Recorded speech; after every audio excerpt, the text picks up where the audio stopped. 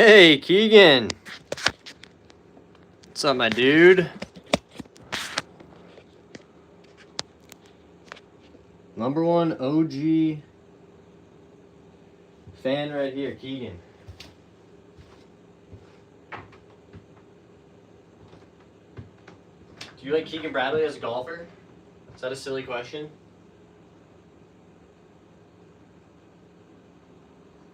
Let's just see how it sounds in here tonight.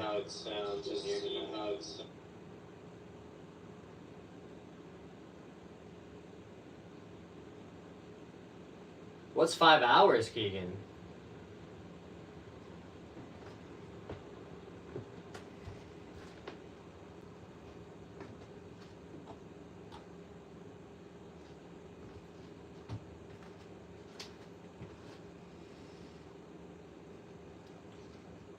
Oh, gonna have to do some stretching, I think, to get loose. Give me 1 second.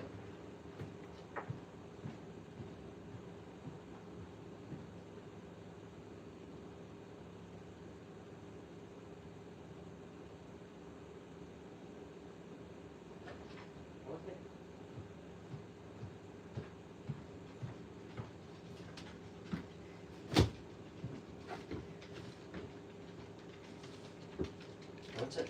Good boy. Good boy, buddy. Oh.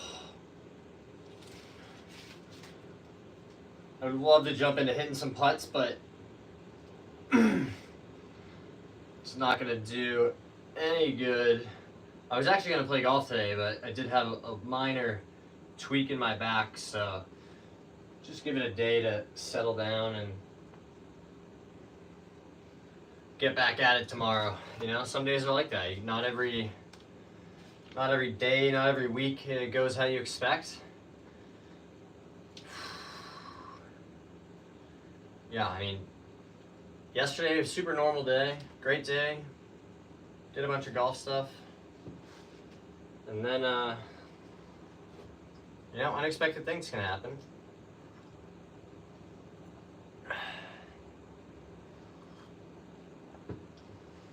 Look at Keegan blowing up the chat already. We got #1 medals in here. We're ready for the Olympics. Oh, so you guys have heard me talk about it before, but super important to do some stretching anytime you're gonna do, you know, any kind of extended practice or, you know, asking something of your body that it doesn't usually do. You know, I do a lot of putting, so I have some, you know, ability to just jump into that, but I think it's pretty important to take care of your body, and why not spend 5 minutes, you know, getting loose before jumping into hitting some putts here. When does the basketball start, by the way? Are the games late again tonight? Or is it a different schedule? Hold on.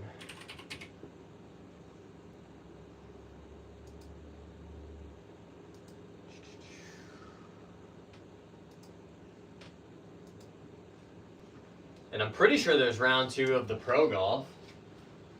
Let's see what's going on there. Oh, guess what? PGA Tour broadcast, it's a commercial. Could have told you that. Could have guessed. Should have known. Should have known. Could have guessed. Oh. Yeah, last night, some unforeseen stuff. Today had kind of a tough day. And you know what? That alarm went off that said, it's time to stream. And I was like, man, I would rather probably just lay in bed. I just wasn't having a great mental health day. But I think there were people waiting to, you know, jump in here and hang out. And I wanted to show up for you guys. So we're going to do our best. We're going to hang out for a while. We'll watch some golf. Chat with the stream.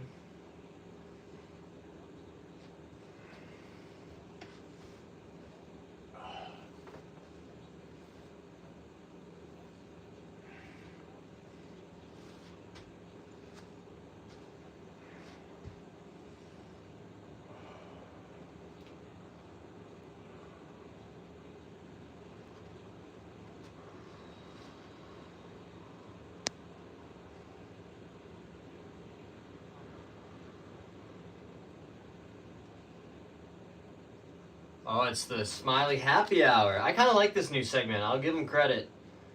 Smiley Kaufman's pretty entertaining guy. Certainly knows his stuff. I mean, he knows what it's like to play at that level. You know, couldn't quite keep it together long enough to keep a career, but, you know, he's found a way to make a living in golf. So, some of us can aspire to.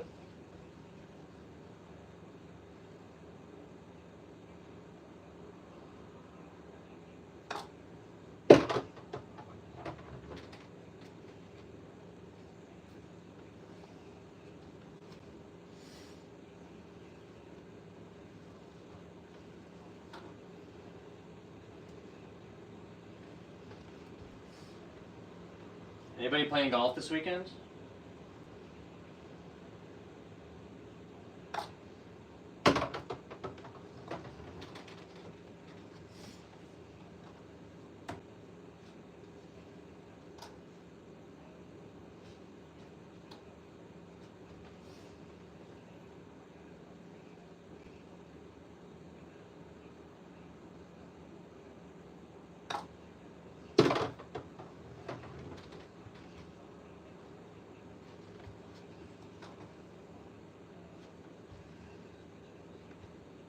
We got a football in the chat.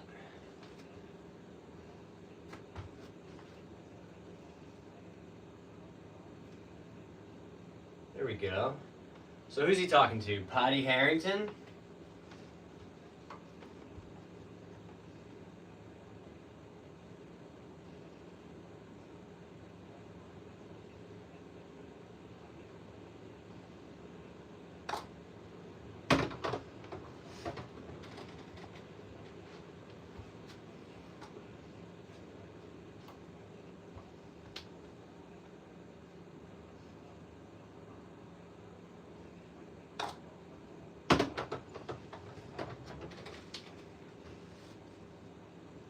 If I miss 3 in a row, I subscribe. Counter offer, how about if I make 6 in a row, you subscribe? I don't know if I could miss 3 in a row. I probably couldn't miss 3 in a row if I wanted to. That's how much work we put in. Hey, Clicks, what's up? Welcome to the stream. Thank you guys for being here.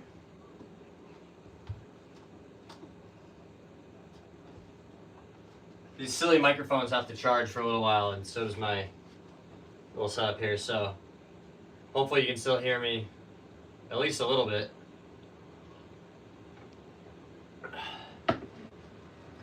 Ajax. Ajax is a strong name. I'm a fan of that name.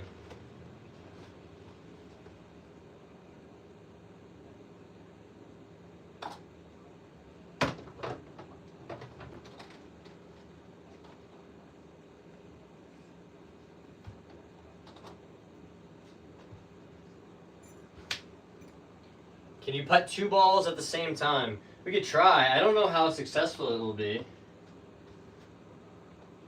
I don't know. I've never tried that.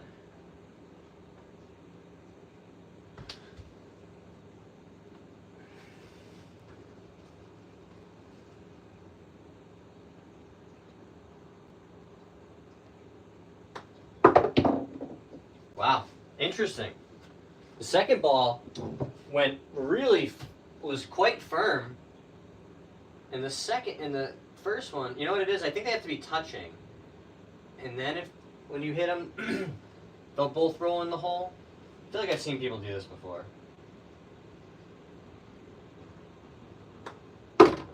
Oh, a little harder. I think we would have made them both.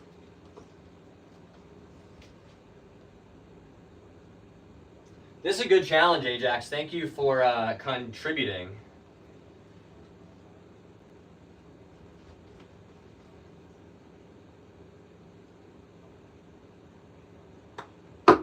Oh! We can definitely do this. You're definitely right. I think this is a good indicator that our stroke is pretty solid, because if we were hitting the first ball, you know, not squarely, I don't think it would roll straight.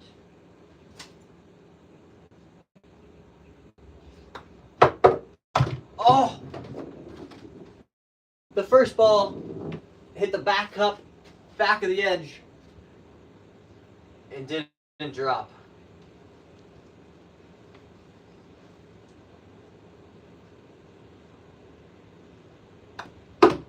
There we go, let's go.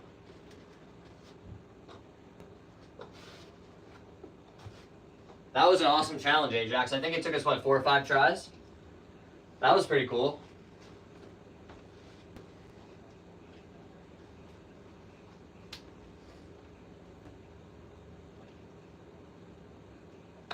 Oh boy. Oh boy.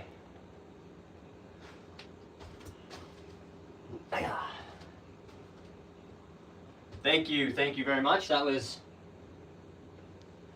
all because of Ajax's cool idea to try the 2 balls at once. Did I earn the sub, Ajax? Is that what that means?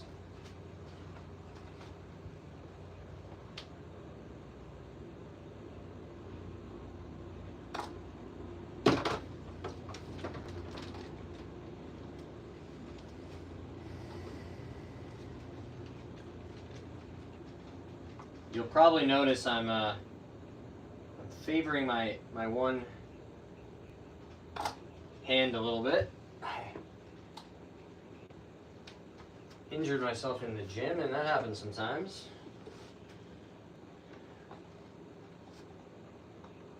But we work through it. Hey, already getting new subscribers. Just 10 minutes into the stream. That's really cool. Thanks for being here, Ajax. Awesome contribution. Appreciate you guys sticking around, checking out what we're doing. Here, dog. Come.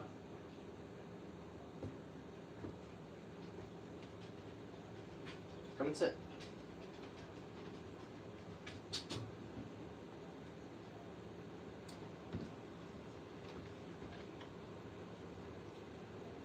Place.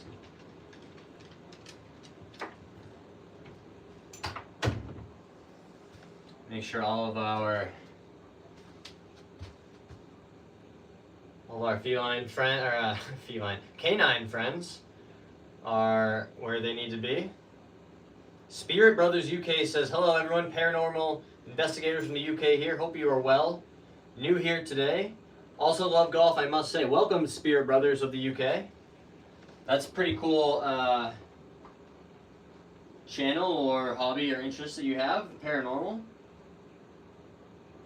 Oh boy, struggling today. Only having the one hand that's really feeling good is going to be tough, but we'll power through. Maybe we'll hit some short ones up here, you know, with just the left hand and learn some new stuff. Free samples is back. A bunch of new satisfied customers. If you're, if it's not your first time on the stream, if it's your second, third, fourth, fifth time checking out the stream, drop a satisfied customer in the chat. Ajax asks, whose portrait is it? That's Roger Goodell with the clown nose. I don't know how it got there. It just, you know, it happens to hang out in my office. But, yeah, depending how you feel about that guy, you may or may not like that portrait. Axel Thompson says, hi. Hello, Axel. Welcome to the stream. We're just hanging out here doing some practice, doing some drills. Hitting some one-handed putts up here, hanging out. What were we chatting about last night? We were talking about blades versus mallets. We were talking about philosophy a little bit. All kinds of stuff.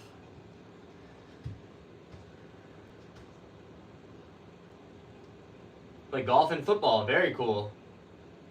Oh, Axel's going to sub too. Unbelievable. A couple new subs already on the stream today. It's Friday afternoon. We're hanging out here, watching some golf, playing some golf. Trying to practice, trying to do what we can to get better.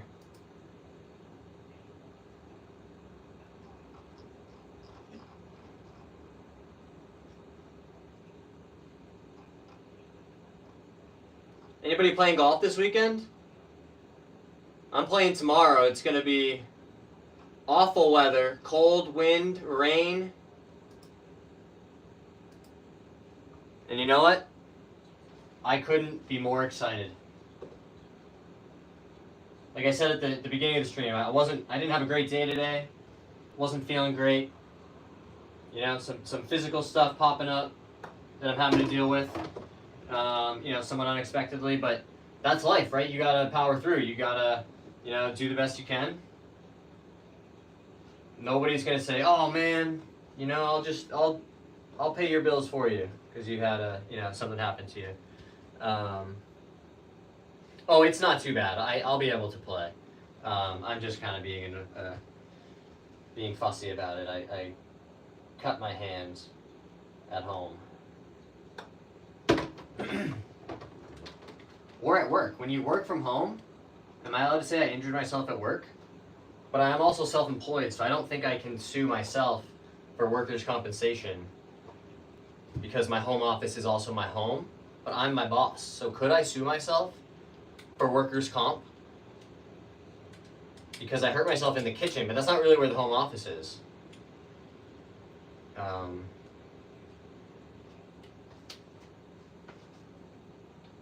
Spirit Brothers was supposed to play on Sunday. You're going to hit the driving range instead. Yeah, driving range is great. That's, you know, a nice backup option. Arthur likes the Roger Goodell. All right, I don't want to speak for Roger. Or, excuse me, Arthur. I don't want to speak for Arthur. Maybe he hates that painting because he just is a huge fan of Roger Goodell.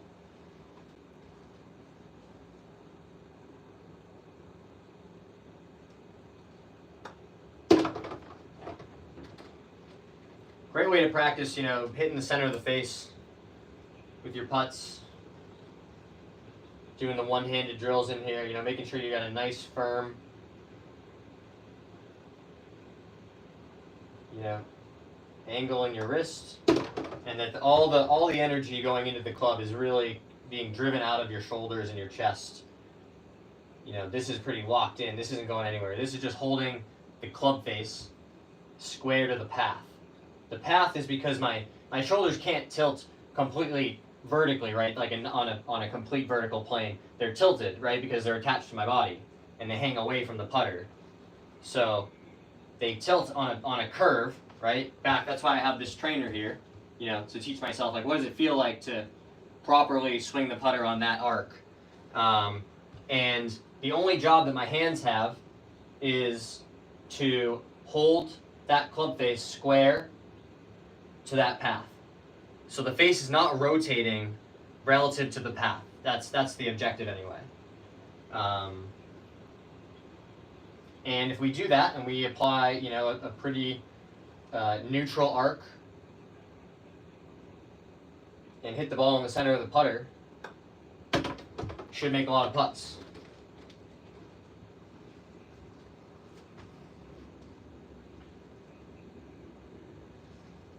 I feel golf the game of elites and rich class. I don't think I agree with that. I think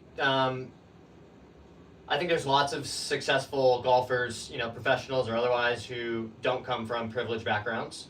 But I do agree with you that generally speaking, it is less accessible than lots of other sports like soccer/football, depending on where you're from, and that accessibility in golf is a problem. You know, there are fewer municipal courses being built. There are, you know, greens fees are going up, equipment is expensive. So I certainly would acknowledge that accessibility is a problem in the game of golf. And that I, you know, despite having to work quite hard, have been quite privileged in my life. You know, I had parents who thought that sports were important and, you know, invested in my doing that, as well as, you know, other things like education. But yeah, I don't know if I completely agree that it's only for elites and rich people. Otherwise, I wouldn't be as good of a player as I am. 2 free baskets of balls. I would have a non-alcoholic or an alcohol-free beer with you over there in the UK. Some of the best alcohol-free beer that I've had was in Germany, and they have a bunch of good ones in Europe, just broadly.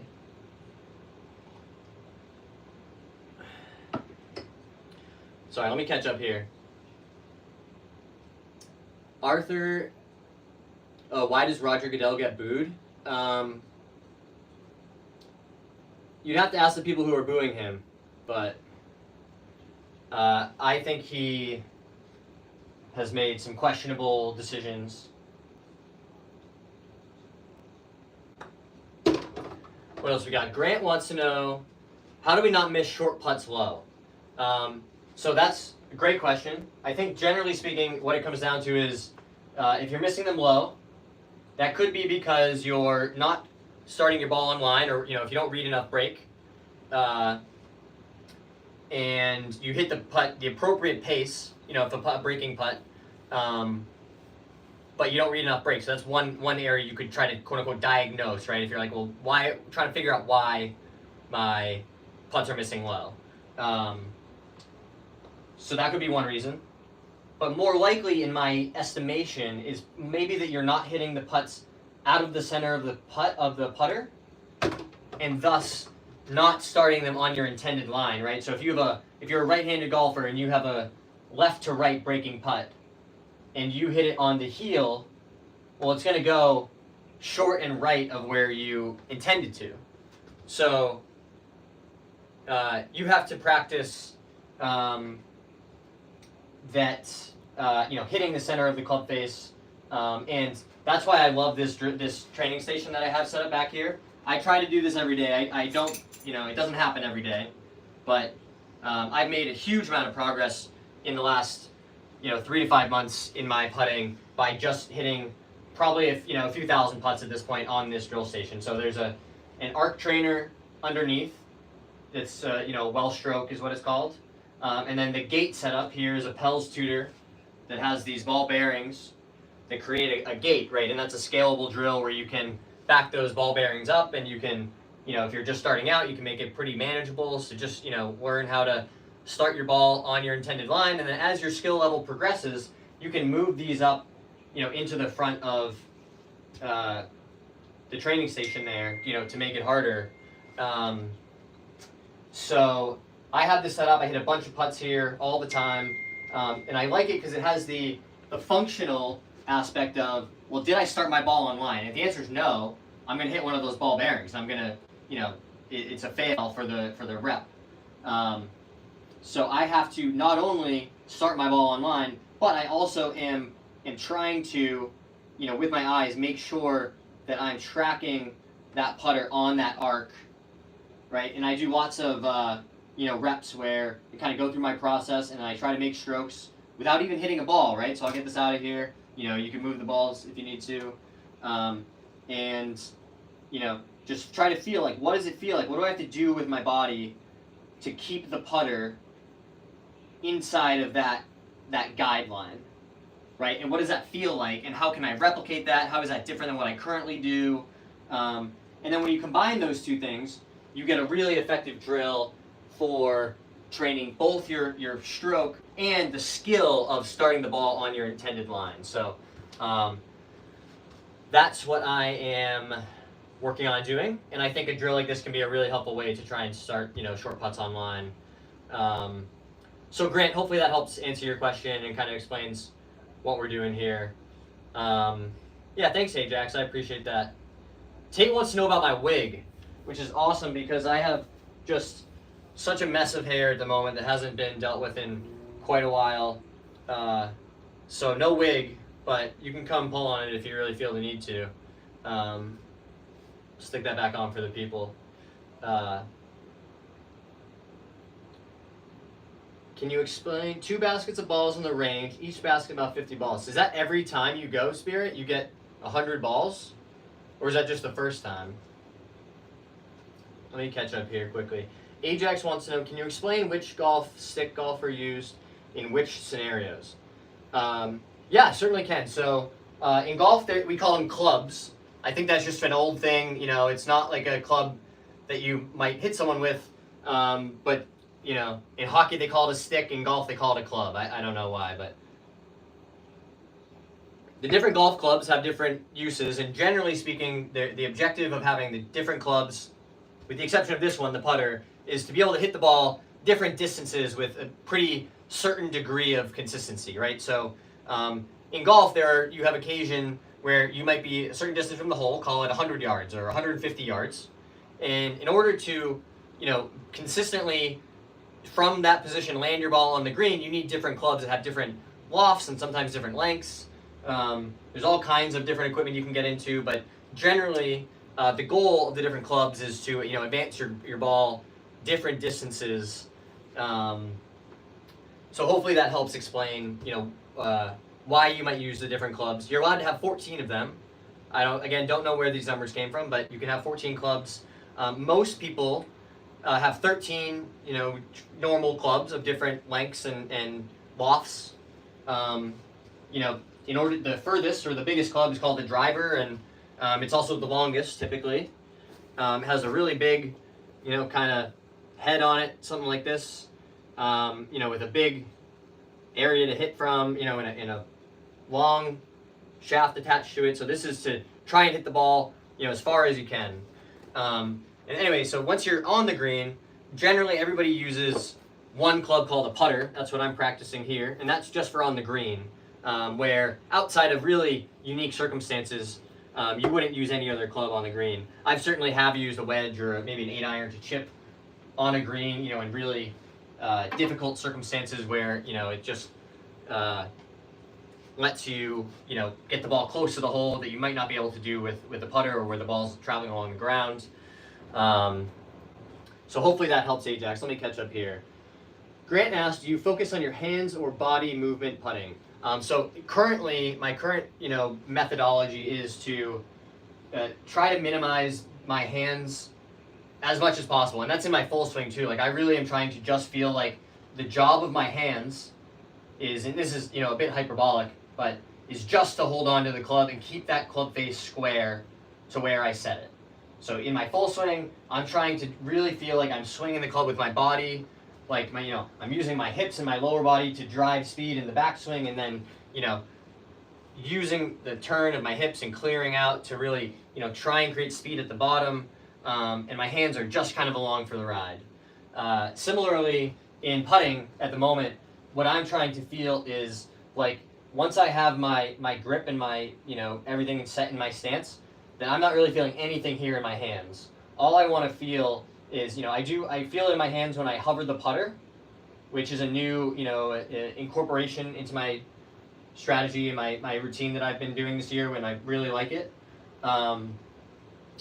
And so once I'm in there, I'm not feeling anything here in my hands. I'm just using my shoulders and my body, trying to feel like everything below my shoulders is extremely stable. And so hopefully that helps with the hands versus body question. T. Georgie says, red spider looking clean. Yeah, you want a closer look at this? This is an OG one from like 2015 or 16. It's it's got some babble scars on it, but this is a clean one, clean top line, no sight lines or anything. This grip's pretty beat up, but it's got lots of reps on it. Yeah, Spider Gang. I'm a big fan of the Spider. Dangus asks or says, any tips for not scooping too much under the ball with wedges? Can I ask a follow-up question? Are you talking about chipping and pitching like inside of 50 yards? Or are you talking about like a scoopy swing when you're trying to hit a wedge from 100 or 110 yards? Like more of a full swing? Perfect Shabby Cat has accurately identified this as indoor golfing. Yep. Absolutely nailed it. While we wait for Dangus, I'll start kind of just, let's assume you're talking about a full swing, right? More of, call it a 100-yard shot. You maybe a sand wedge or a pitching wedge. And what I think you're talking about is really like a scoopy kind of swing, and you might hit like a high ball that's with a lot of spin out to the right. Right? So if that's what you're talking about, what you really, the quick fix is, let me try to grab a short club here. This will be so much easier once we have our new space set up with the simulator and, some hitting space, some drill space, a studio with, some putting. If anybody wants to sponsor the build out of my garage, you're more than welcome. Should probably start like an application page. See who wants to do that. That would be sweet. But anyway, so if you're scooping under the ball with your wedges, right? What you really need to do is reduce the amount of loft that you're delivering into the ball, right? So if you think about, I'm going to try to use like a ping pong or a tennis analogy, if that resonates. If someone served you a tennis ball, and you were like, I want to hit a super spinny drop shot, like to the short right part of the court, right? You would open the face up and you would really cut across it, right? And you would add a ton of spin, and it wouldn't go very far. Well, if you're hitting a drop shot in tennis, that's exactly what you want to do. But if you're hitting a wedge from 100 yards, you're going to have a really hard time, reliably hitting that distance. And so what the fix is to get the handle or the shaft leaning forward and ahead when you deliver the club into impact. I'm a huge proponent of setting up to the ball the way that you intend to deliver the club into the ball, right? So when I'm hitting an iron, especially a wedge, my hands are like on my front leg, right? Like I want the shaft leaning forward, right? Because there's so much loft in this club. In order to hit the ball squarely, right, I have to lean the shaft forward, right? Because again, we'll go back to the tennis analogy. If you want to hit like a really hard, solid ball, right, you're putting topspin on it, which in golf isn't going to be relevant. There won't be topspin on it, but you do have to angle that face down, right, to have that speed and that square face delivered into the ball, because we're hitting a round ball that's sitting on a flat surface. Hopefully you guys can see this, right? So if you have the shaft leaning back, you're going to hit it and scull it. Or if you do get under it, you're going to hit that really high spinny ball, right, that's just kind of glancing off the face. So you have to get the shaft leaning forward, right? Hopefully that makes sense. So what I like to do is, especially with short irons and wedges, make sure that you're kind of pre-setting that condition, right, when you set up. So you're going to want that shaft leaning forward right before you even get in there. That'll make it a lot easier to kind of deliver that condition back into the ball. Even if, depending on your mobility or your skill level, you aren't, fully rotating, but that'll help, reduce some of that high spinning shot, even if, your plane isn't perfect, but, getting the handle leaning forward is really going to help you the most, I think, with taking out that high spinny shot. Oh, they're back to showing golf. No, they're not. It's a weather delay. So we're getting to watch the final round of last year. G King asked, do you use wrist with chipping? It's a good question. And the answer is, it depends.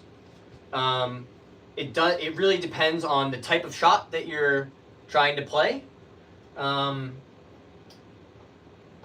So my general advice is, if you're just learning to chip and maybe you're struggling to get the ball onto the putting surface with your first chip, that's always our first goal, right? Goal number one is with chipping, get the ball on the green.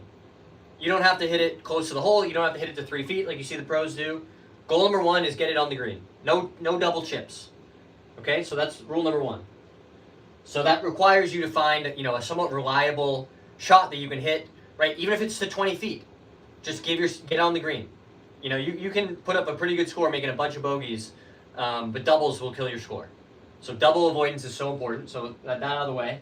I think the easiest beginner style chip to learn is a pretty flat wrist, like use a pitching wedge or a 9-iron.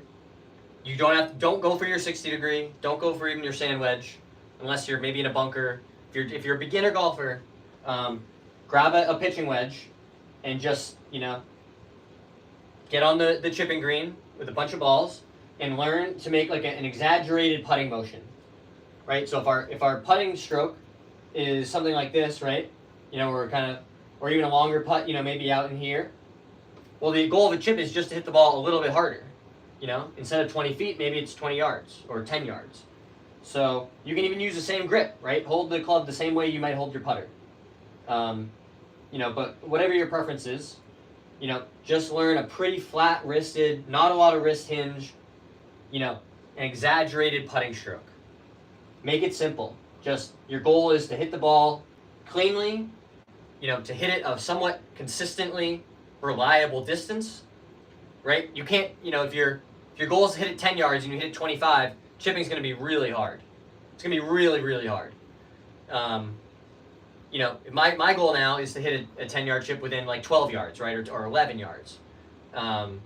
So, you know, really tight margin for error, and I practice that. But when you're just starting out, you just got to get the ball on the green, right? And it's just an exaggerated, you know, and learn how to, again, same way when you're putting. You're keeping your chest kind of down. You're maintaining some angle in your spine, right? You don't need to lean back and help it up. There's so much loft on this club. And when you're chipping, you know, again, these sort of beginner shots, like, you're best off kind of keeping the shaft, you know, pretty neutral or almost a little in front, right, to make sure that you're making clean contact. And it's just an exaggerated putting motion with your shoulders. Now,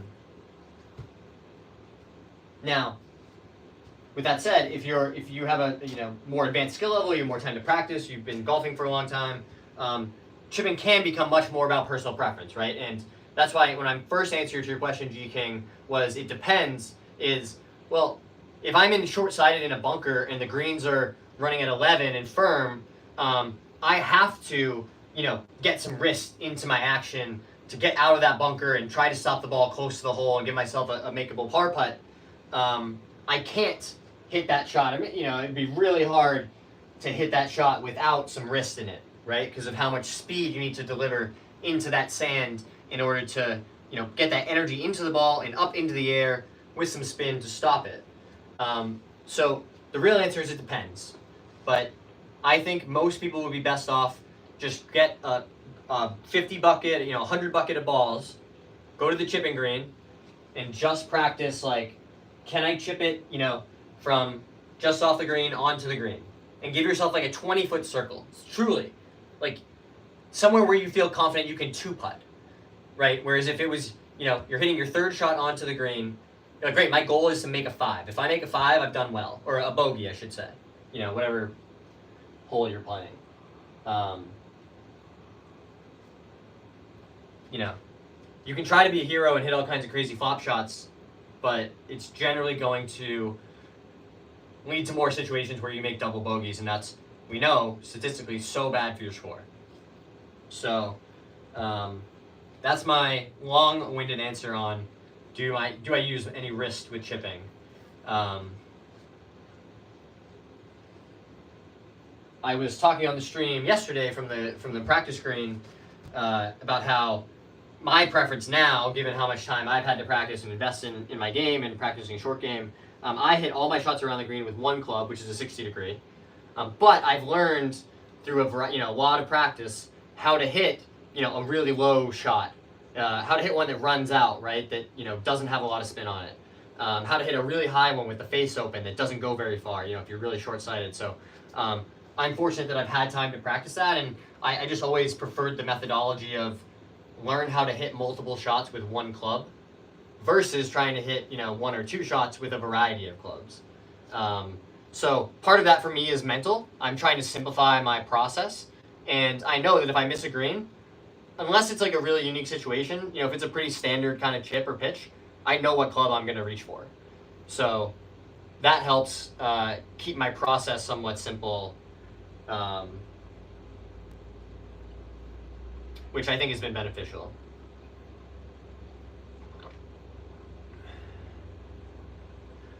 Jujay says, leave 10% tips. You would have to explain to me further what you mean, but I am in favor of tipping people, maybe more than 10%. But that's also my American showing, because we refuse to pay workers what they do, you know, a reasonable amount of money so they can live and have health care, but yay for capitalism. Can't beat a pitching wedge, chip and run. Yeah, Paul, I think that's a great point. It's a really reliable shot. You know, really, you know, high degree of success, right? If our goal is, think about if you were playing like a Tiger Woods video game or 2K PGA Tour, right? When you're chipping, you're aiming that circle, right? That aiming spot of where your ball could land, and you're trying to set that target area, your landing spot, where you think the ball will get closest to the hole, right?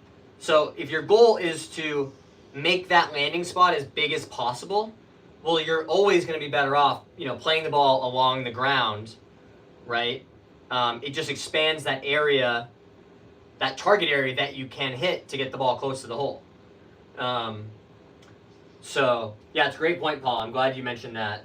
And I think, again, this is where watching golf on TV or talking, you know, to pros or even, you know, talking to them about their equipment, it does amateurs a disservice because most pros are playing with a lot of loft around the green. And I don't think that helps your average, you know, 10 to 25 handicap actually lower their scores. Because again, they're shrinking that target area and you have, you know, a harder shot to execute. Yeah, that was dead over there, bro. You weren't supposed to hit it long there. I bet his yardage book has a big red X long of that green, and he hit it there anyway. But weather delay in Houston. Still watching some coverage from last year. Chatting with the people, talking chipping technique. We're hitting some putts here. Doing some short putting practice.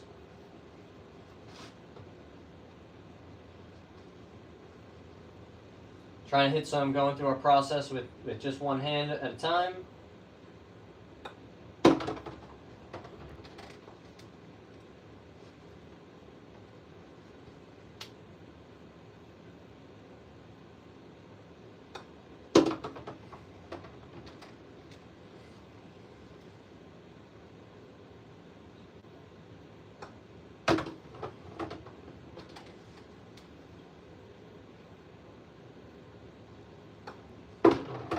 Oh, did that one a little firm.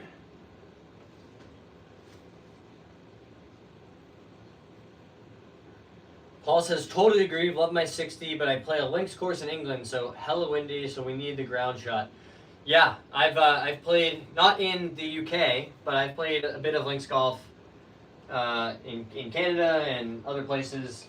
You definitely need that lower shot. It's mostly about the spin, right? When you're playing into such a strong wind, it just makes it so hard to judge how much spin the ball is going to have when you strike it. So yeah, I agree. Like, you know, even something, you know, with like a little bit of hook spin with a 9-iron, I like to play.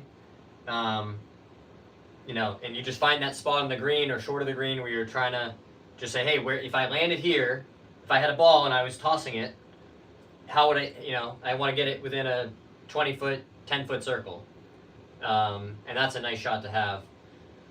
Also, welcome in from the UK, Paul. I think it's late there, right? Getting towards, oh gosh, 2300 maybe? If I'm doing my 24-hour time correctly. Again, my American is showing just really hard tonight. Yeah, I'm really enjoying the global nature of our audience that we've been building here, especially on the live streams, right? We've had folks in from India, Indonesia, South Africa recently, France, Italy, Canada, now England, right? Paul's calling in late from England, hanging out in the stream. We're all sickos, right? We just can't get enough golf. It's March, the weather's terrible. If you guys are enjoying what we're chatting about, hit that subscribe button, drop a like. I don't make the price, it is free. It's free 99. 10 p.m., brother. Yeah, I was close.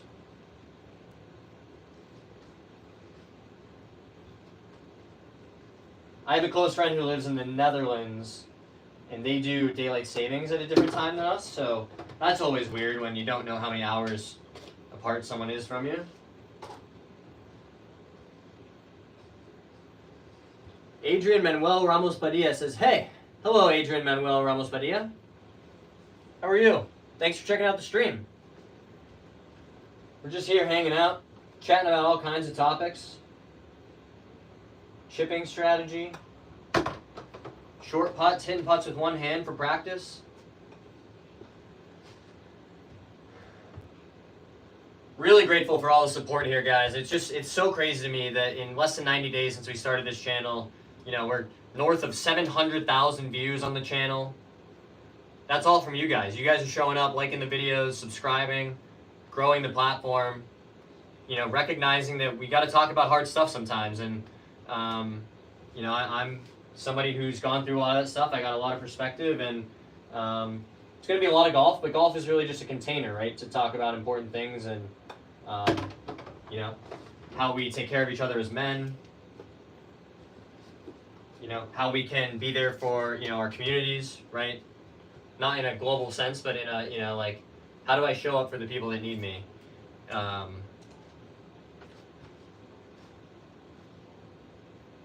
My name is Mud. You is zesty as hell, Boa. I'm going to take that as a compliment. I do sometimes feel zesty.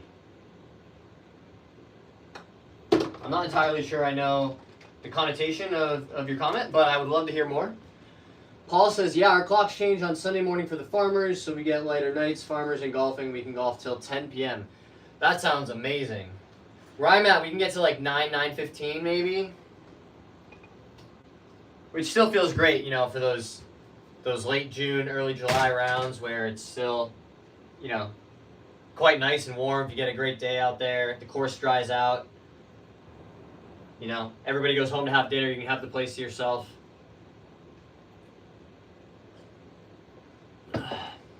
G King says, quick tip for backspin. Fast Buck, hello bro from the pub. What up, Fast Buck? That's my Scottish brother. Calling in from Scotland.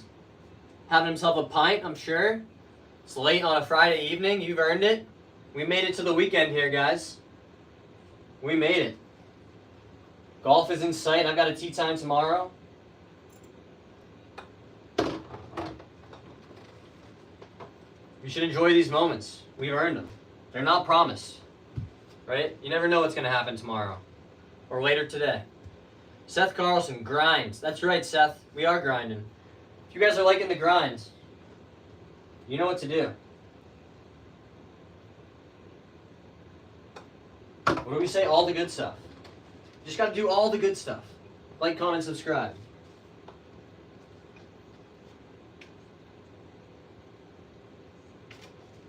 I know it does say you got to remind people to be like, oh, maybe I've checked this guy's stream out, but I haven't subscribed. I feel like people know how YouTube works, and it seems a little silly to say that, once every 20 minutes, but I think you're supposed to say it. DH1991 says, what do you play off, mate? Right around scratch, I think. So last year I played off like +1 most of the year. And then I tore my meniscus in my knee in July or August and played really some awful golf at the end of the season and got up to 0.6. So that's where I ended the year, was 0.6 or 0.5. Something like that. Whatever is right outside of the USAM qualifier cutoff, because I hadn't had to look at that in years. I've been like between +1.5 and 0 for the last several years, and so that was embarrassing when I went to fill out my USGA application for the USAM, and they were like, bro, your handicap's not low enough for this qualifier, like try again when you're good. So that was pretty rough on my ego, my 0.6 handicap. But just more motivation to keep working at it, and once the season opens, again, I went into last year, I took all of last winter off. I didn't touch a club for 4 months. And pretty immediately went from like +1 to 0 from not having practice. And then it was like, oh, I'm playing bad golf, I should start practicing. And then I hurt my knee. So last year was kind of tough and a little, volatile. But again, that's life. That's golf. You get good breaks, bad breaks.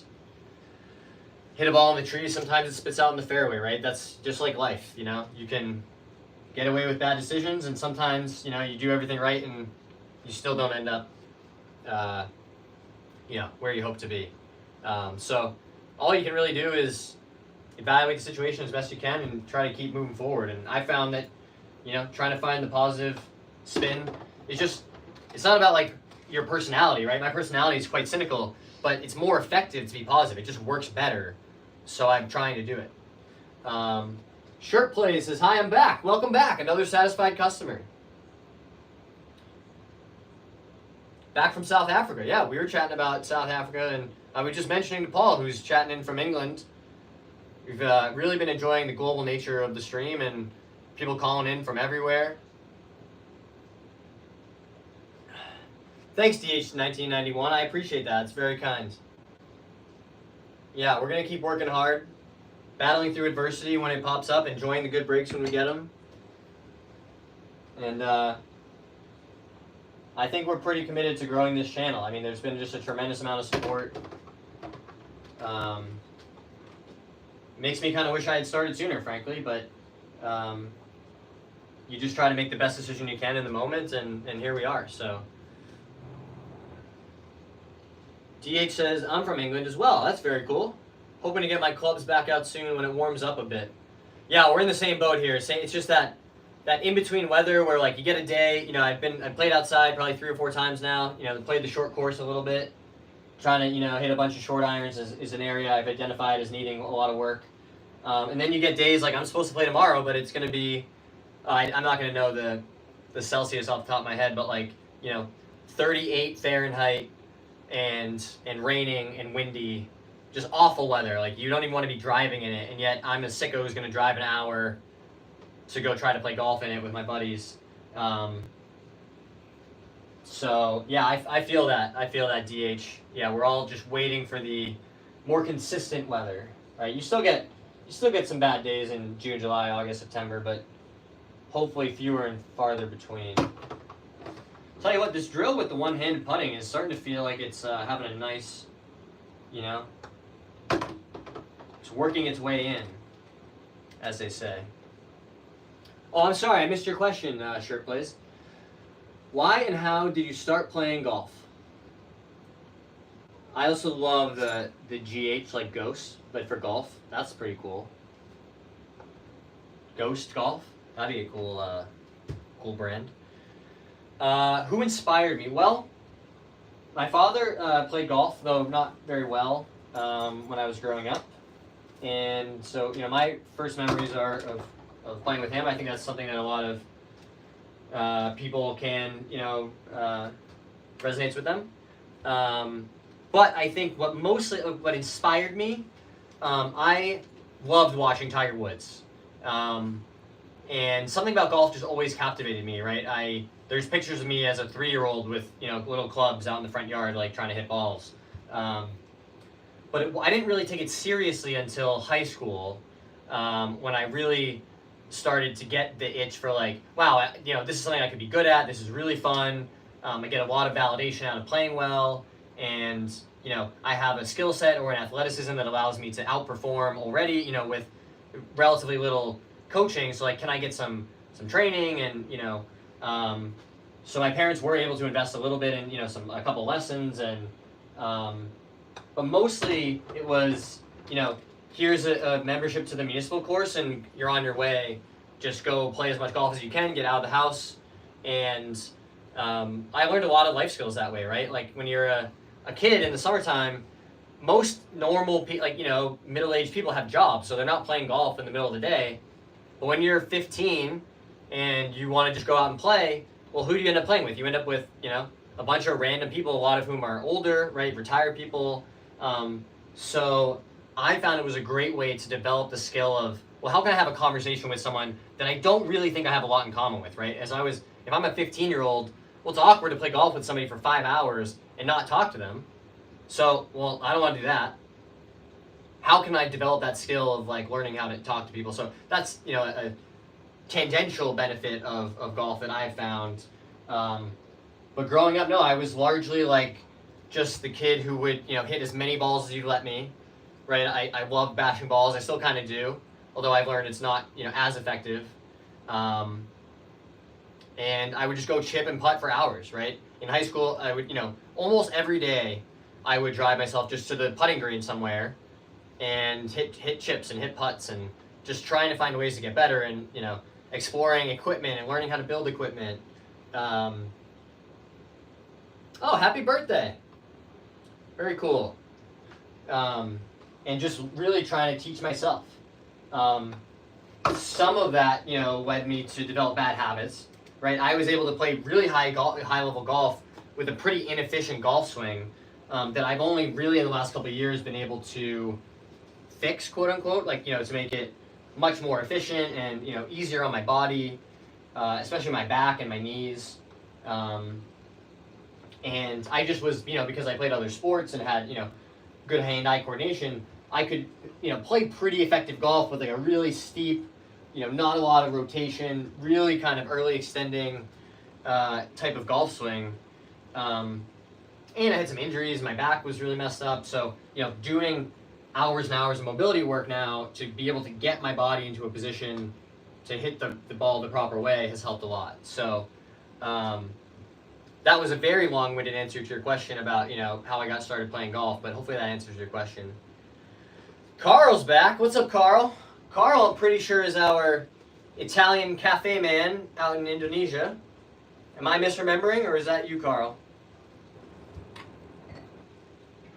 We meet again, that's right.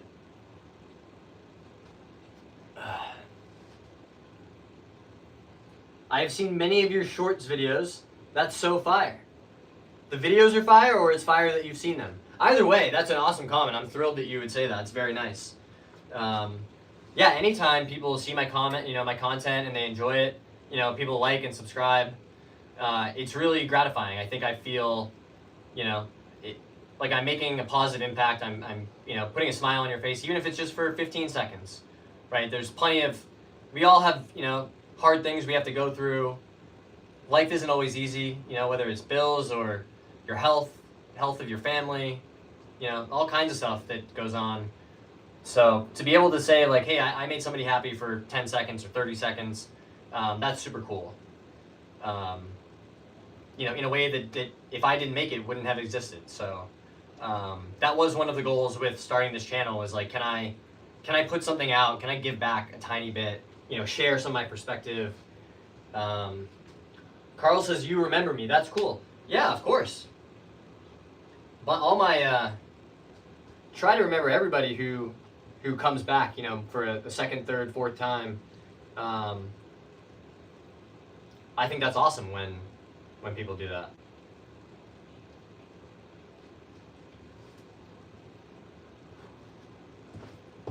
Bear with me 1 second. No, stay.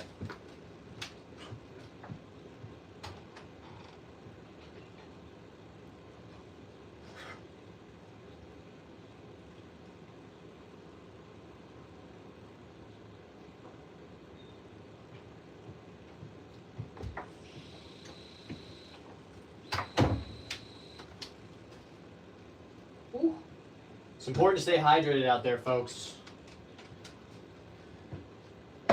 Never know when the dehydration monster might come for you.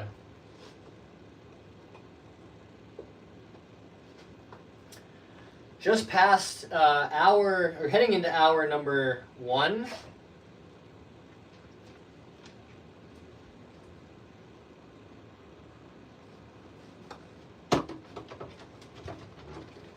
What do you mean, Carl?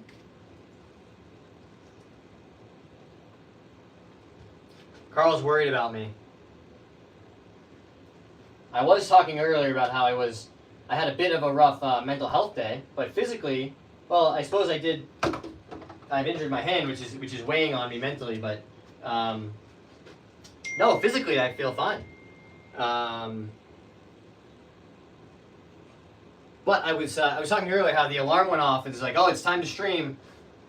And my first thought was like, man, I would rather kind of lay in bed. I wasn't having a great mental health day. And I said, I think there are people who might be looking forward to that, because I scheduled it ahead of time. And, oh, it's much warmer in my office, Carl. Yeah, we turned the heat up because it's cold. Our weather this time of year is horrific. Yes, I'm certainly much warmer in here.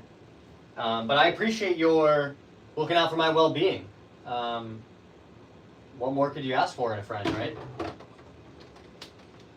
It's a good reminder just how important your health is. I saw this quote recently that said, when you have a healthy body, you have thousands of problems.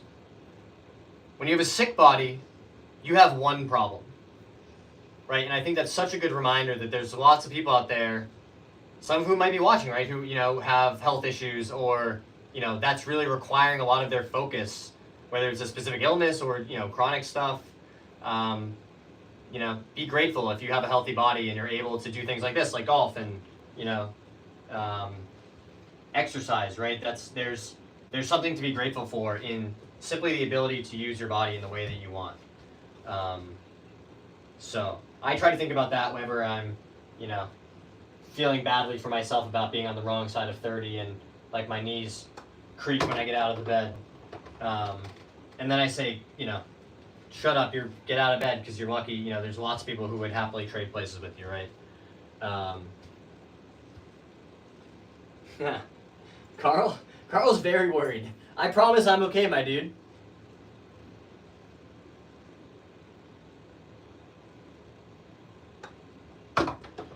Carl and my mother could be best friends. Just always like, are you sure you're okay? Yes, Carl. I promise I'm okay, Carl. Golf trains focus and mentality more than physical. No, I appreciate the support. I am very grateful for everybody who's here.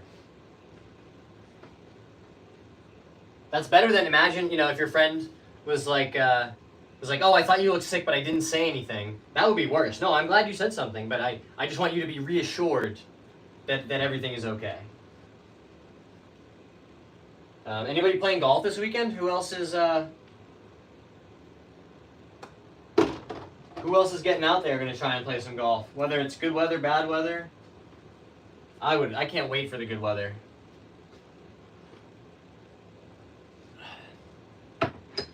Oh, great question from Noah. I love this question. Just got back from 9. My putting was so bad. Any tips on long putts? We're just going for a 2-putt. It's a great question. I've been working on this in my own game quite a lot, right? I like this idea of calling it approach putting. And I think that's what they call the statistic. They call it approach putting. So I've talked about it before, but if you're outside of 10 feet even, right? So 15-footer, 18-footer, your goal is still just to 2-putt that, right? You're not going to gain a ton of strokes from making that putt. And 3-putting it, like say you hit it 4 feet by, and then miss the next one, that's a much worse outcome than just 2-putting. So again, 3-putt avoidance is our goal on the green. So Noah's with me. You're just going for a 2-putt here. I think thinking about 90% speed is the way to go. Once you've done a quick read, if you have a long, like really breaking putt, then you got to spend some time like, okay, where do I need this ball to start, to end up close to the hole? Well, let's assume you just have a pretty flat, but with a putt with some break from 50 feet, right? Your goal is definitely just a 2-putt. If you avoid a 3-putt, you're doing well. Like your goal is not to make that putt. Your goal is just to get it somewhere close. And let's set some guidelines. So Decade or Scott Fawcett, they say 10% of your initial distance is what you're going for, right? So again, my 50-foot putt, if I hit the ball inside of a 5-foot circle, right? If I hit it 5 feet short and I'm walking up to it and saying like, oh man, I should have hit that harder. Like, that wasn't very good. I'm wrong. That was a good putt, and I should remind myself that's all I was trying to do, right? Because I have a good chance to make a 5-foot putt. Ideally, you'll hit it, stone dead, and you just walk up and tap it in. But we all know that's not going to happen very often. So if we acknowledge that a good outcome is 10%, how do we achieve that, and then how do we, then try to outperform that, right? So that you have those easy 2-putts, those 2-footers where you can, just kind of walk up and tap them in, or a 3-foot putt that you, 3, 4, 5-foot putt that you can, have a good chance of making if you practice. I think it's about focusing on speed, because once you have achieved, a certain level of skill, you're gonna, know what the green's gonna do roughly. And on most putts, we don't need on these again. If you hit the putt the exact pace, but you misread it by 3 feet, you'd be pumped. You'd be like, oh, I hit it to 3 feet because I hit it exactly the right pace. your line can be off by so much more than your speed can. Because again, like you're just not going to hit putts that miss the hole by 5 feet all that often. Once you have a kind of general sense of how the putt's going to break and starting the ball roughly on your line. So if we assume those as prerequisites, then speed is the most important and has the widest margin. There's some great videos out there of pros. See you, Carl. Thank you very much for stopping by. I hope good luck with the business. I know you can't golf right now, but hopefully someday, you get that thing cruising. Remember, stay healthy. I agree. Yep. Hey, good morning. It must be morning in, I think, Korea? Yes. Oh, thank you. I think I knew that. I recognized your photo from the comments in the stream before. That makes sense. It's evening here, so morning in Korea. That's pretty cool.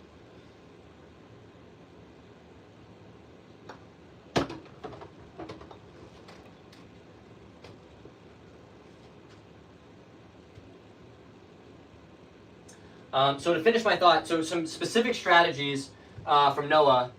What I like to do is again, a reminder, right? Where's my focus? My focus is speed, speed, speed. How hard do I want to hit this ball? Ideally, you've done some warm up on the practice green to have a rough sense of, I hit some 50 footers and this, I was leaving them all short, so I might have to hit this one a little, get some sense of dialing in your speed on some longer putts. But what I have found to be very effective already in implementing it is I only use the line on the ball for putts inside of 10 feet, right? So those are the putts you can really gain a lot of strokes by making those. So I'm really deliberate about, my line, aiming my ball, my putt, making sure that I'm giving myself a chance to make that putt. Still focus on speed, but, I'll use the line to make sure I'm really focused on, 50-50 call it, right? My line and my speed. Because even if I hit a bad putt from 10 feet and I miss by, instead of my 10% target, I miss by, a factor of 2 and I have a 20% miss, well, I still only have a 2-footer coming back. I'm going to make most of my 2-footers, so there's less implications. The implications get more magnified the further you get from the hole. So hopefully that makes sense. So I'll use the line on the ball on the close putts, from 10 feet and in, and then everything else. What I like to do is just set the ball down, kind of with the white part or a blank space looking back at me. If you don't like that, you can look at the logo. But I don't use the line on those longer putts as a way to remind myself, that I really need to be focused on speed, right? I'm still aiming. I've been working on incorporating an intermediate target into my process, right? So if this, let's make it up, if instead of a 3-foot putt, this was a 30-footer, but I could still pick out a spot that's like, within the first couple feet, right? And I can say, oh, there's a little dark spot there, right? And if I have aimed myself and I get behind it and say the putt's going to break 2 feet, right? But if I line it up and I see, okay, well that spot is on the line that I want to hit, well, I don't have to worry about hitting it exactly 2 feet left of the hole. If I just aim it somewhere, close to running it over that spot, well, I can aim my putter at a spot that's, a foot away. I can aim pretty reliably at the hole that's, 2 feet away or 3 feet away. So somewhere in this closer range to give yourself that confidence, like, okay, I'm lined up right. Now I go back to 90% speed. That's my focus. Just rolling it as close to the hole as I can. So I've already done my aiming. My aiming's done. I don't have to worry about the hole that's way out there. It's 50, 60 feet away. I just have to hit it. If I can hit it over that spot, I know I'm going to be pretty close to my line if I read the putt properly. Does that help, Noah? Hopefully that's that was, a long explanation, but let's catch up here. Very windy in Indiana today. Was scrolling YouTube, saw you live, earned my follow. Thanks for tips. Awesome. I think that's already 3, 4 people that have said they've subscribed from today's live stream. Thank you very much for your support. Hitting that subscribe button. The best part about the subscribe button, it is free. It doesn't cost any money.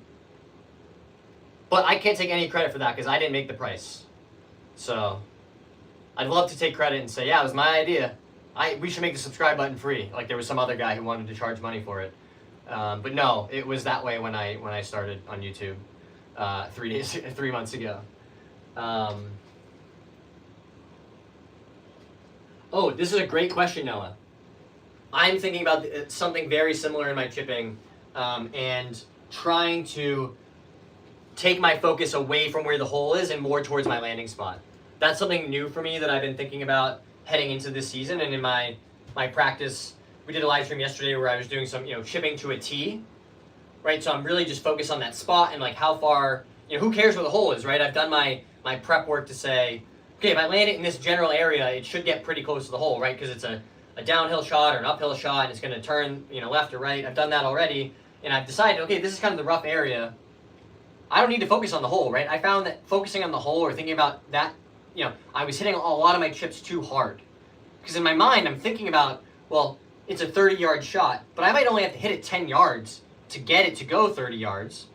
So even trying to, obviously subconsciously adjust for that, you still kind of hit it too hard. That was my experience. So I'm glad you mentioned that. It's a great question.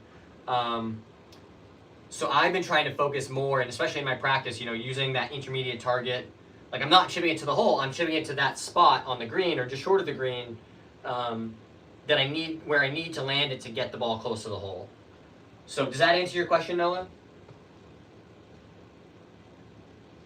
Windy in Indiana. Yeah, it's been windy everywhere, it sounds like.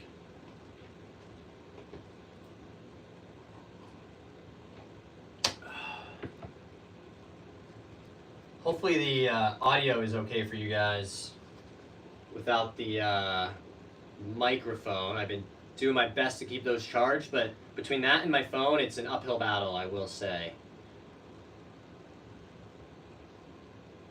Same, I was hitting them all along today, then about hole 5 I started looking at where I want to land and not the pin.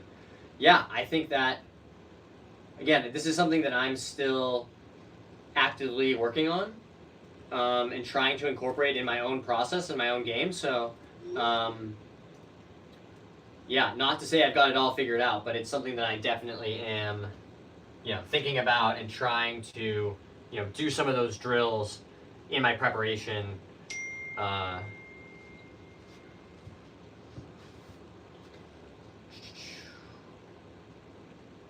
Who else is playing golf this weekend?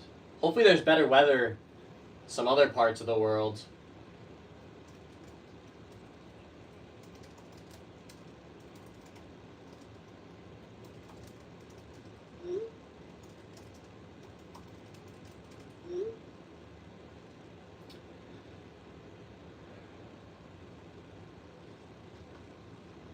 What have we been chatting about? We've been chatting about chipping tips, chipping strategy.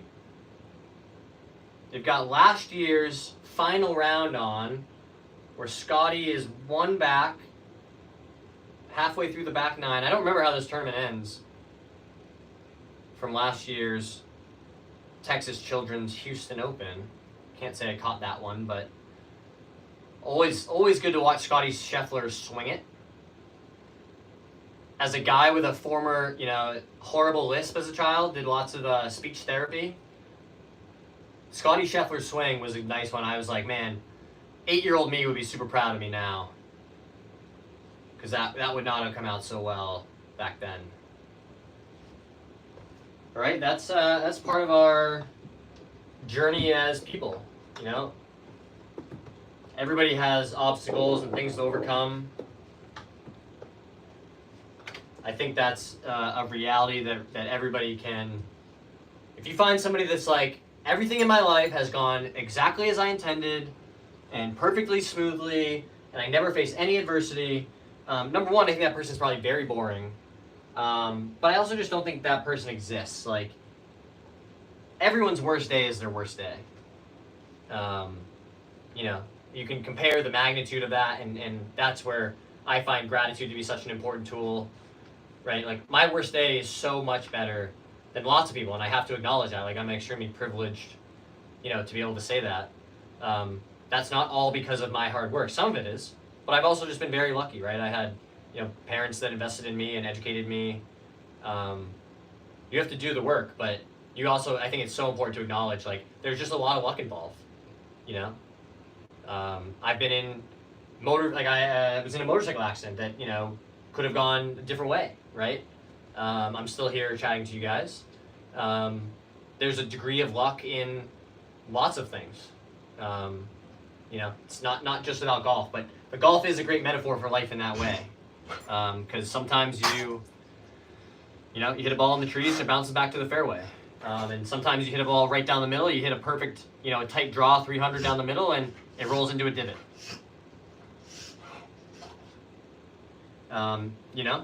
That's a lot like life. And I think it's important to acknowledge that, hard things are going to happen.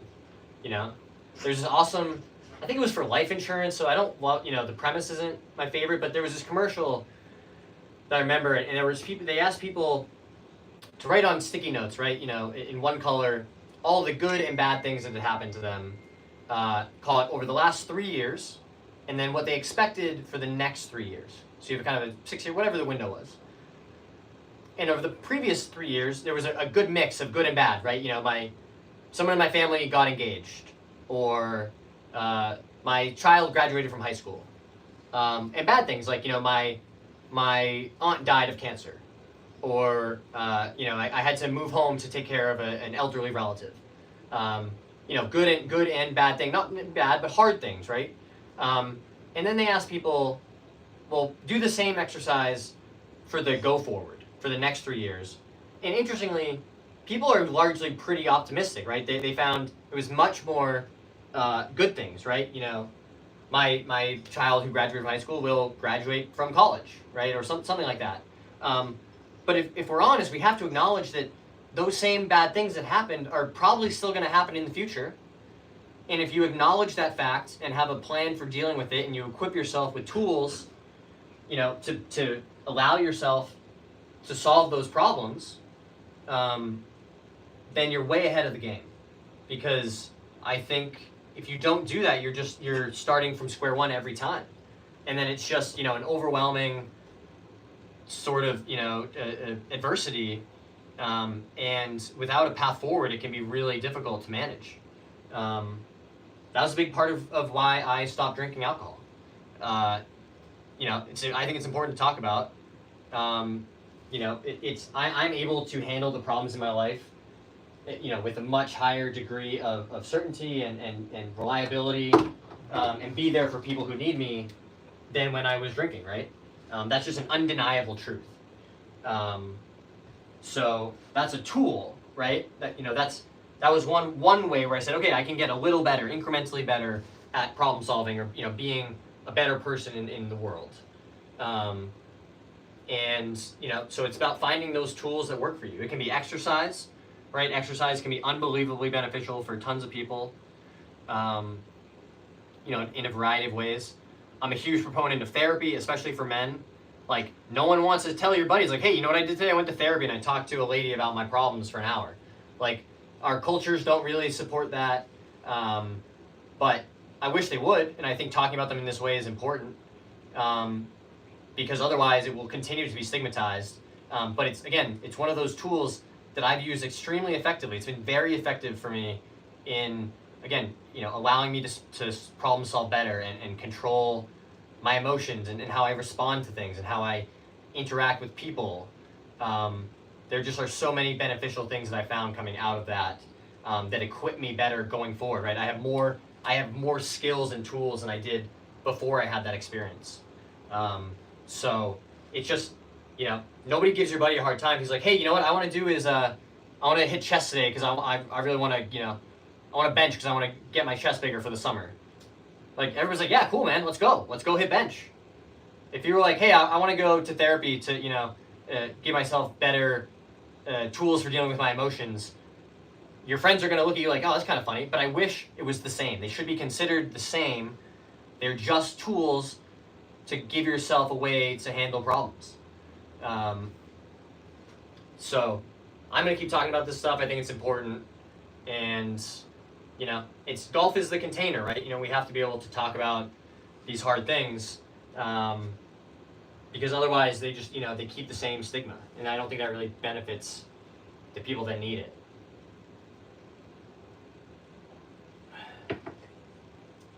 So I'm going to hit some putts, jump off my soapbox. But hopefully you guys are enjoying hanging out, chatting, listening to my diatribes on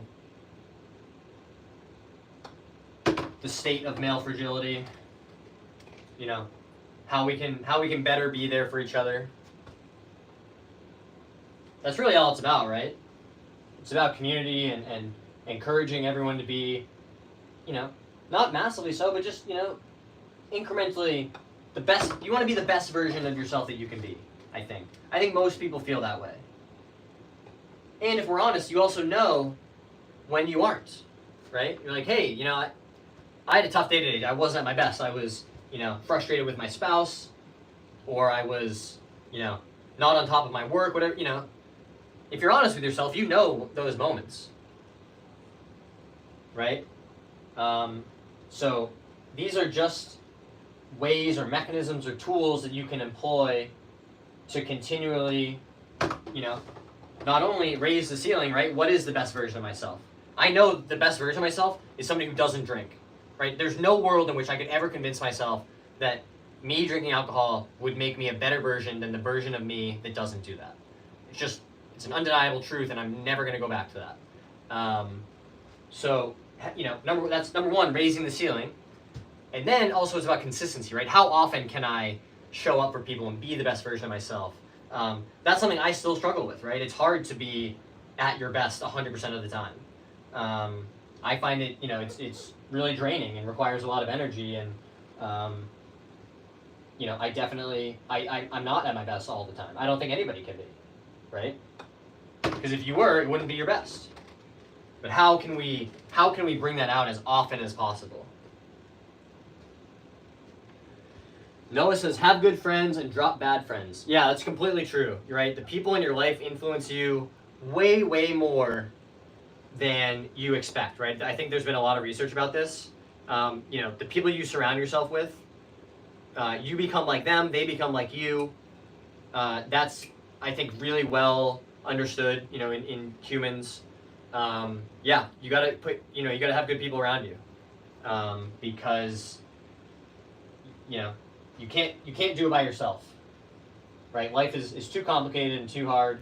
You need a community, right? Even if it's just for support. It doesn't have to be anything more than that, but, you know, community is very important. And the people that are in your community shape the outcomes for your life, right? Like, if you said, hey, I want to never die in a drunk driving accident, well, then you wouldn't hang out with people who drink and drive. Like, you have to kind of make these equations make sense. Vaccinated anti-vaxxer says tattoos are better than alcohol. Yeah, 100% agree on that one. I'm a big fan of having tattoos, and I'm also a big fan of not drinking. So 100% agree. I'll tell you what, I have in my phone, I have an app that tracks how long since I last drank. We just passed 4 years, which is really cool. And what did I say in a video recently? 4 years down, forever to go. So that is the plan. I'm never going back to drinking. I've saved tens of thousands of dollars, you know, by not spending money on alcohol. So I've certainly paid for lots of cool tattoos by saving that money.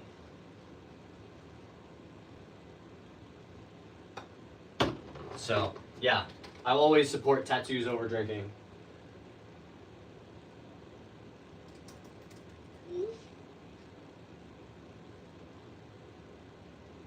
Oh man, coming up on the bottom of hour number 2.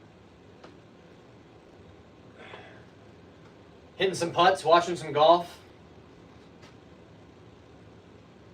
Talking about all kinds of crazy stuff.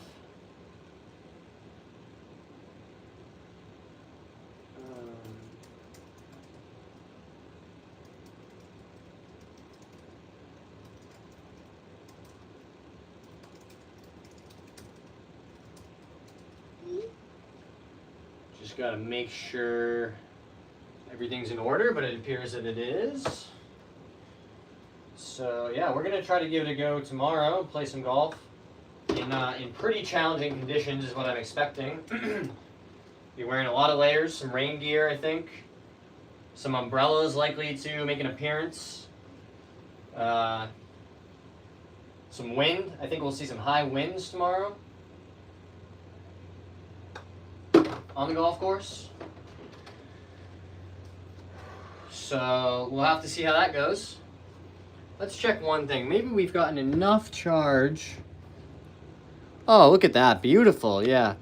What are we at? 17 likes here, guys. If everybody in the chat liked the stream right now, we'd smash through 20, which I think 20 is pretty much the goal for every stream, which we usually are able to reach. Let's see if we can plug this in real time. Get a little better audio quality. That would be...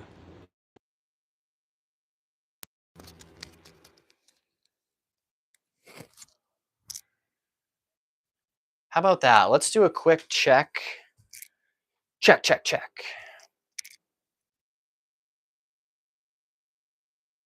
How about that? Let's do a quick check.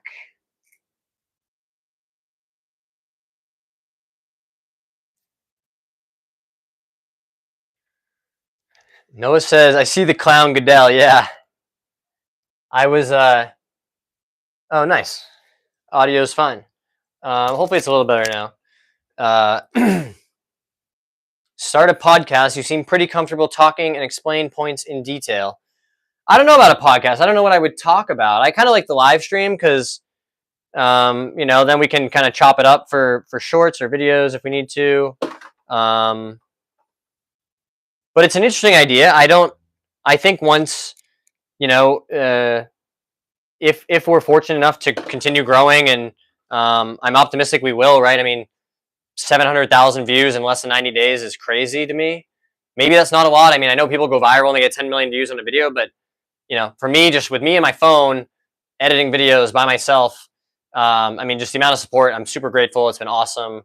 So we're going to keep it going. I don't know about a podcast. I don't know. What would the podcast talk about, Noah? Like, JY's thoughts on life and golf. I mean, that's not a good name for a podcast. That's a terrible name for a podcast.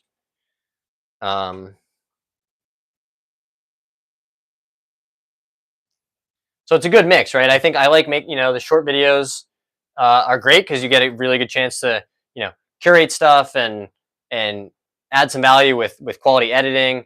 But then also the live stream is just so different, right? There's nowhere to hide. You have to be able to stand here and talk and make it entertaining so that people will stay and engage. So they're just very different. And part of my reason for leaning towards the live stream, Noah, to answer your question, is it makes me uncomfortable, right? I don't really like being social. So the fact that when I look up and sometimes see that there's 250 people watching this, which is crazy, but that makes me feel uncomfortable, which then reminds me that that's something that you should lean into and continue growing and developing that skill, because I know it's important, and if I want to keep making good content and growing, you have to put yourself in those positions. So I think the podcast would, I just knowing myself, I would be like, oh, I said that one line wrong. Like, let me go back and edit it. And I don't think that's, really my style so much. I'd much rather just, be here chatting with you guys, trying to be entertaining and interesting. So that's my take on the podcast.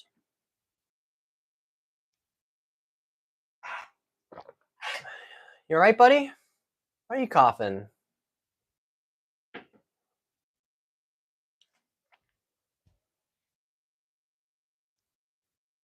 Let's skip ahead here. I don't feel super compelled to watch Smiley and Patty just chat. Although it is a weather delay, so I suppose they're just doing their thing. I do appreciate your comment about being comfortable talking and explaining points, though, because I do, I find I can get a little long-winded. But other than that, I do enjoy the process of, trying to get something that makes sense to me in my head, but explaining it in a way that is, relatable, or, because you can't say to someone who's new to golf, like, well, yeah, just, keep the club on plane and then keep it on plane on the way down and shallow the club. They're gonna be like, I don't know what you're talking about, dude. Like, you have to find a way to explain things in a way that's accessible. And that's what I found probably the most interesting about, getting some of the questions about, whether it's chipping or swing strategy or course management, right? And having to be able to not only, I think it's beneficial for me to force myself to articulate that stuff, but then also, how do you make that relatable for somebody that hasn't spent thousands of hours playing golf? So that's another aspect of it that I've really been enjoying.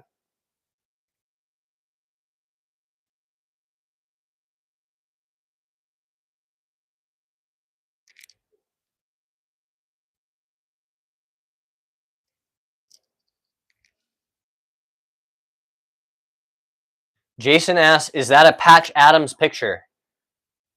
No, scroll up really quick, Jason. You'll see it from Noah. Noah nailed it. It's a Roger Goodell clown towel from a Patriots game in 2017, I think. Yeah, 2017. I was at that game. Had great seats. Got an original on-site clown towel. That was week 1 against the Chiefs, I'm pretty sure, in 2017.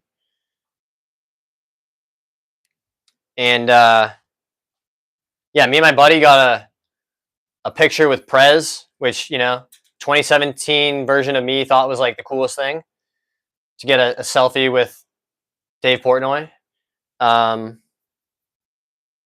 Barstool's not perfect, obviously, but I think there's some valuable content that they put out. I love Pardon My Take. That's a good show, good podcast, good football stuff. We were talking NFL in here the other night. Right, I think besides golf, I love watching golf, but I am a huge NFL fan. These are the dog days, right?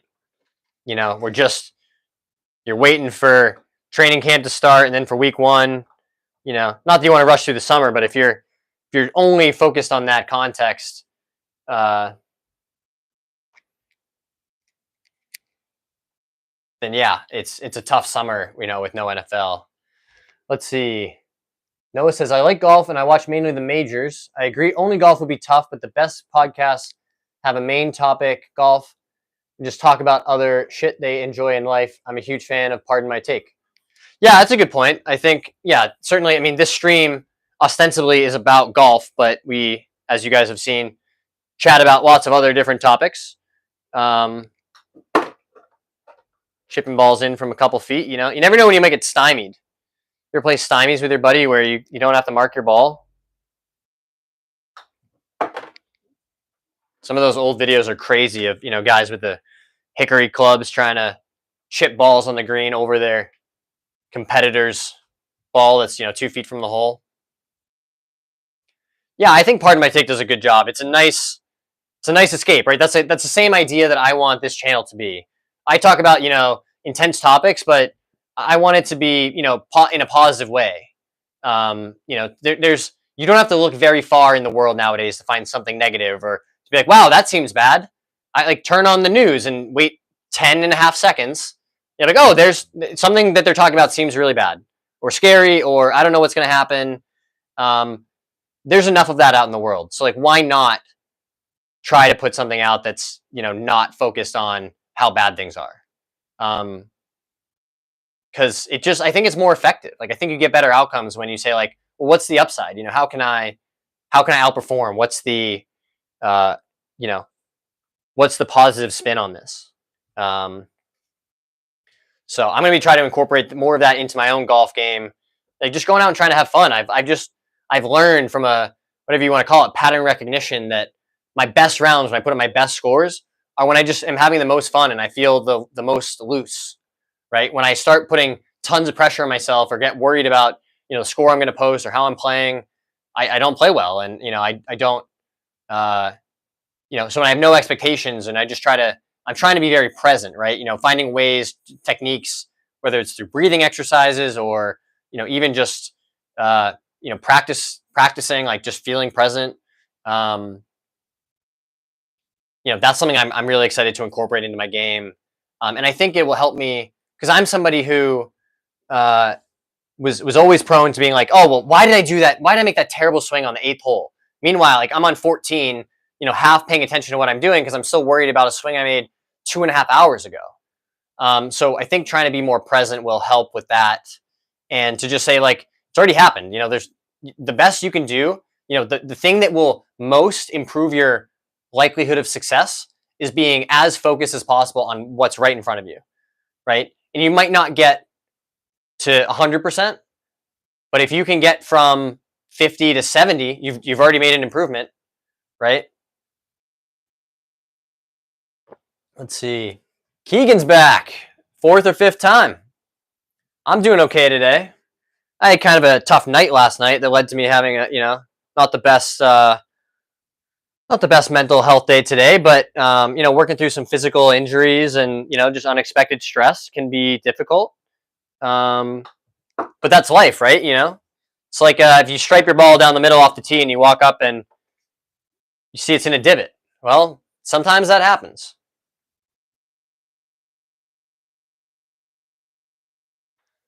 So that's why it was starting at 6 p.m. and I had to wait 5 hours. Oh, did you try to join the stream before it started? Yeah, I've started scheduling them ahead of time when I know that I'm going to have time to stream so that, if people are interested or they have the notifications on, shout out Noti Gang, then you know when I'm going to be around and hanging out.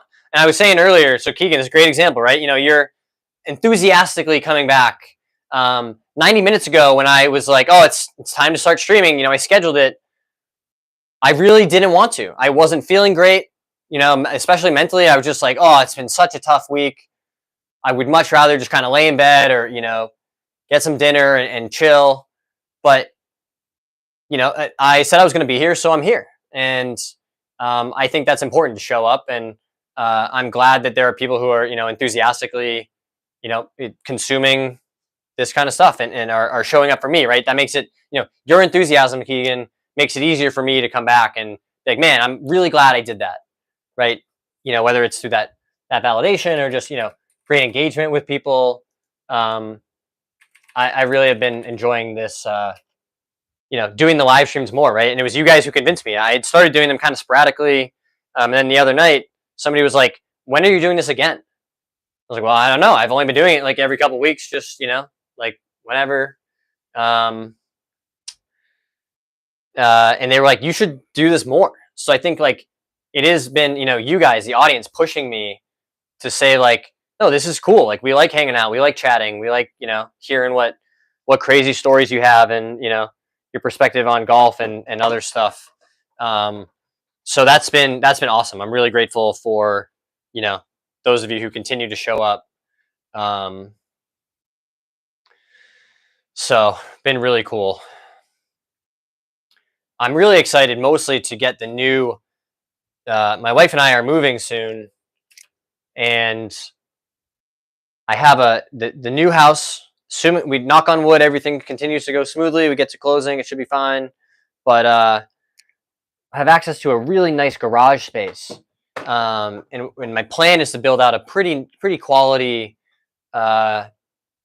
simulator area and a putting studio. So if you guys know somebody that does simulator packages and wants to sponsor an awesome simulator build out video in a sweet finished out garage, it's honestly like a barn. It used to be an auto body shop. So it's all, clean drywall, great space, 18, 20-foot ceilings. And we're going to build a really sweet simulator and streaming area in there. And I think it'll be great to have more space than we have here to really, be able to demonstrate like hitting chips and pitches and, even making full swings. And I want to stream some speed training, right? So if I come on here, if I know I'm coming on here 5 times a week and I'm going to do speed training, well, then you know what? That means I'll do a bunch of speed training and that'll be good for my game. So I think, having that consistency and a space to do it will really be awesome. I'm super excited to, be able to improve the quality and quantity also of the content that we're making here. Keegan says, you live stream once a month. One day you'll get the diamond plaque. I really love your belief in me. I don't know if I have as much belief in myself, but that's a good reminder that like, sometimes you need people to push you to be the best version of yourself. And then Keegan says, I'll be a grown up because I'm 10 years old. Yeah. But again, I think there's things you can learn, from my experience, right? That's part of the point is, hey, I went through something really hard and I learned something from it. But if I can share the knowledge with you without having to go through the hard part, well, that's the best of both worlds, right? Exactly, Keegan, right? Just never give up, right? I always say you can never fail if you haven't given up yet, right? Because you're still working at it. No one can tell you like, hey, you didn't make it. No, I'm still working at it. I'm putting the work in. I'm doing what needs to be done to advance my goals. I'm spending the time. When, even truthfully, like we all have those moments, right? Of like, man, I would really rather be doing something else. And that's why I say swing hard always, right? So when you guys watch my shorts and my videos and you're like, hey, that made me smile, go in the comments and just drop either like a rocket emoji. Keegan, you can be number one, right? Drop some rocket emojis or a swing hard always in the comments on the videos and the shorts. I want that to be kind of our mantra, right? Swing hard always. It's not about golf. It's not about like you got to rip every shot. It's about if you have a goal, if you have something that's important to you, you got to go for it. You got to make a big swing. You got to swing hard for that. That's the goal, right? So if that resonates with you guys, drop a swing hard always in the comments on some videos. I would love for that to be sort of like a community mantra. Because it's important, right? If your goal is average, well, then best case you get average. So why not set a high goal? Because there's a chance you succeed, right? We always want to talk about, well, what if I fail? What if what if it doesn't work out? You have to also acknowledge that there is a chance you will succeed. So why not just focus on that chance, right? It might be 1 in 100. It might be 1 in a million. But why limit yourself? Like, why not me is what your attitude should be, I think. Because everyone has skills and interests and capabilities that are beneficial and can add to the world. For me, that's using golf as a vehicle or a container to talk about hard things like sobriety or therapy and how we stigmatize those things, especially amongst men, right? Like the first time I remember a friend asked me, "Hey, how's your mental health?" I was like, "Well, that was a weird question." And now, several years later, I ask my friends that all the time because unless we start doing it, it will never change. So on the one hand, you can say, "Wow, I wish it was less stigmatized to talk about that stuff because it helps people." But also, I'm not talking about it. Like those two things both can't be true because you have to actively be changing it to get a different outcome, right? We know what we have. We know it's weird. People think it's weird to talk about, and we don't like how it's stigmatized. And we know that it's beneficial for a lot of people, right?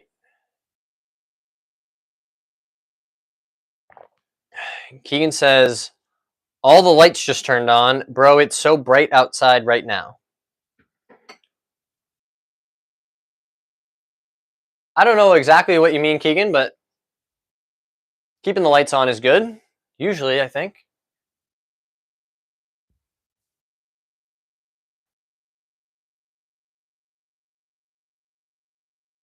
What do you have, like a Aurora Borealis situation? Some northern lights out there?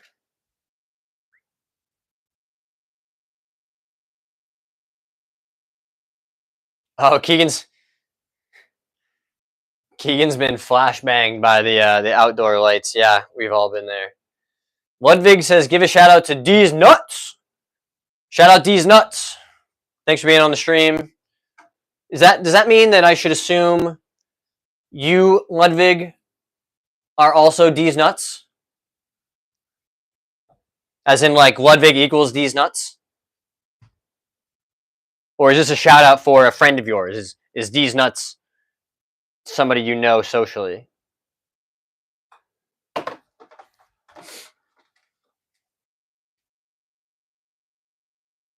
Don't get quiet now.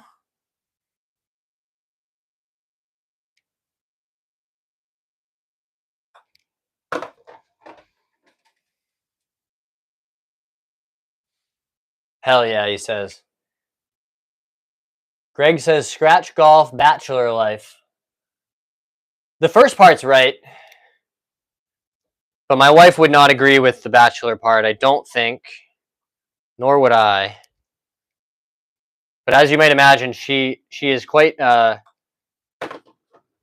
accommodating and allowing me to, have a space like this for myself. Communicate with your partner makes life a lot easier. Infinite love. Yeah, I love it. This guy says, bro is a bot. They don't make bots like me, dog. If you were making bots, you would make them clean and pretty. Not covered in, filled up with all kinds of ink. I'm not the bot you get at the grocery store.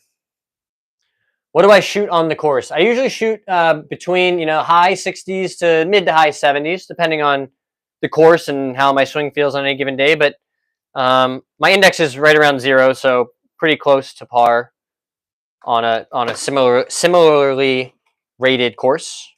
I think 0.5 or 6 is about what we're sitting on. Is that my mom's basement? Good one, Greg. Greg's trying to do the comedy bit for me, but people forget the audience is mostly not for that part. It's okay, Greg. I'll give you one more try.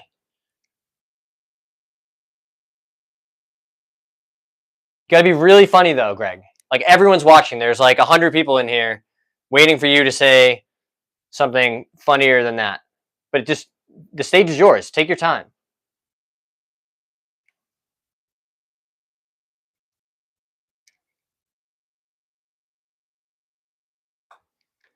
Everybody be sure to give Greg a nice round of applause for trying, no matter what he comes up with. I know he's really working hard this next comeback.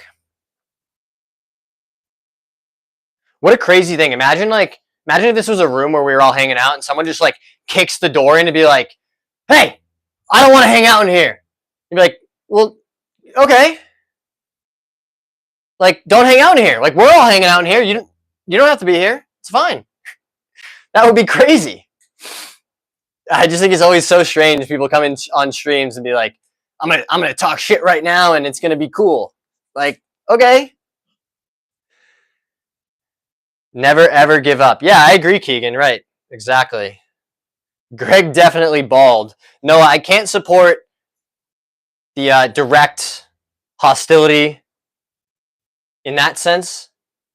But your sentiment, I think, is how the stream should feel, right? This is a positive place where people can hang out, and he's eating a popsicle to get to his next joke. Yeah, no, I'm just giving you a hard time, Noah, because I don't want to be. Noah lives with his mom too, probably. Well, Greg, I'm glad you tried. Everyone give him a round of applause. Drop a little clapping emoji or something in the chat for Greg before he says goodbye.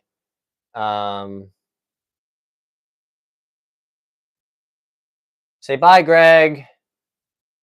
Because you know what? I'm in charge of this room. It's not a democratic space.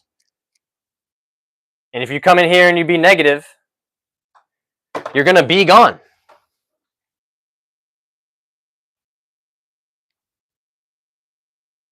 When he went after my man Noah, that was really what?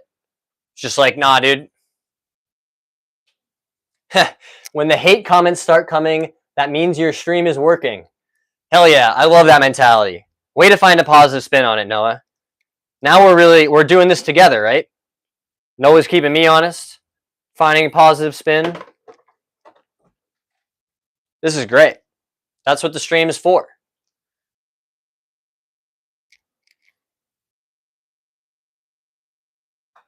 I do appreciate you guys self-policing it though. Like it's not cool. It's not cool to be a dick to people.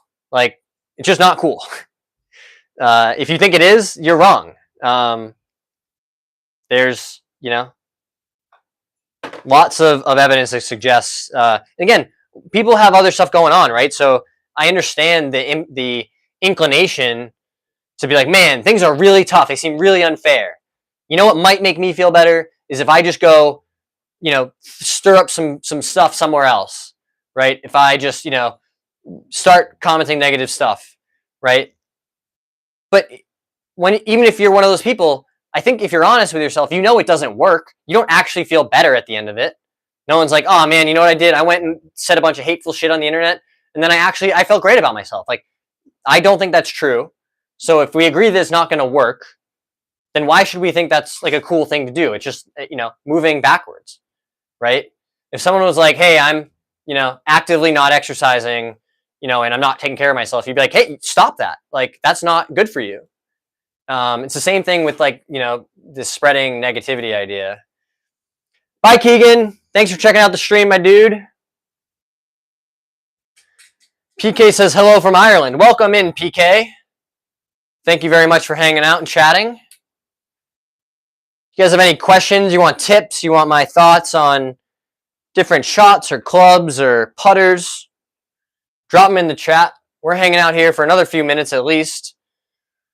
Probably 10 more minutes. We'll make it to the top of hour number 2. And then probably try to get some work done and have some dinner. Spend some time with the family.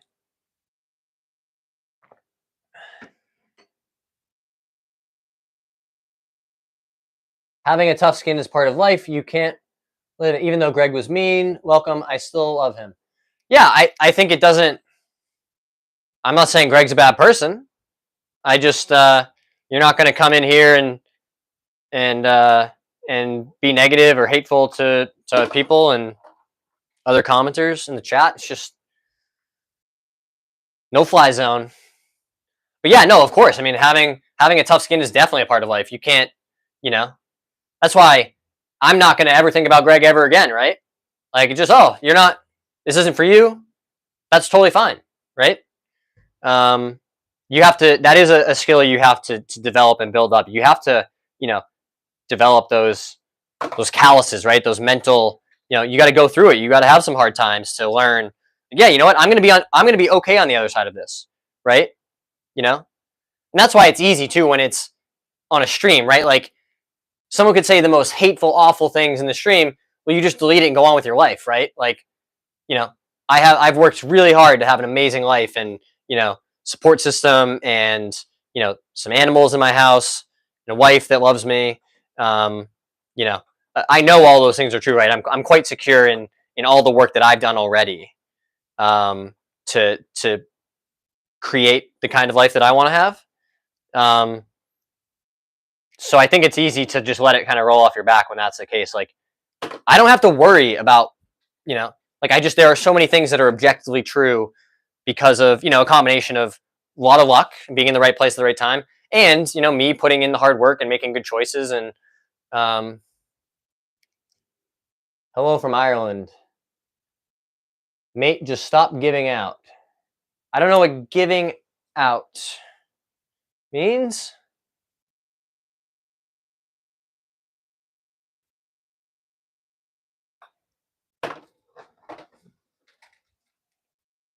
How about thoughts? Be positive, buddy. Yeah, exactly. That's the whole idea. PK's with it. Thoughts on how to draw and fade the ball. Great question, Noah. So let's agree on some basic principles. Like, functionally, what causes the ball to fade or draw? We're talking about curving in the air from, left to right. We call that a fade for a right-handed player. Or from right to left, we call that a draw, right? How do we make those things happen? Like, what causes that curve that you see in the air to happen, right?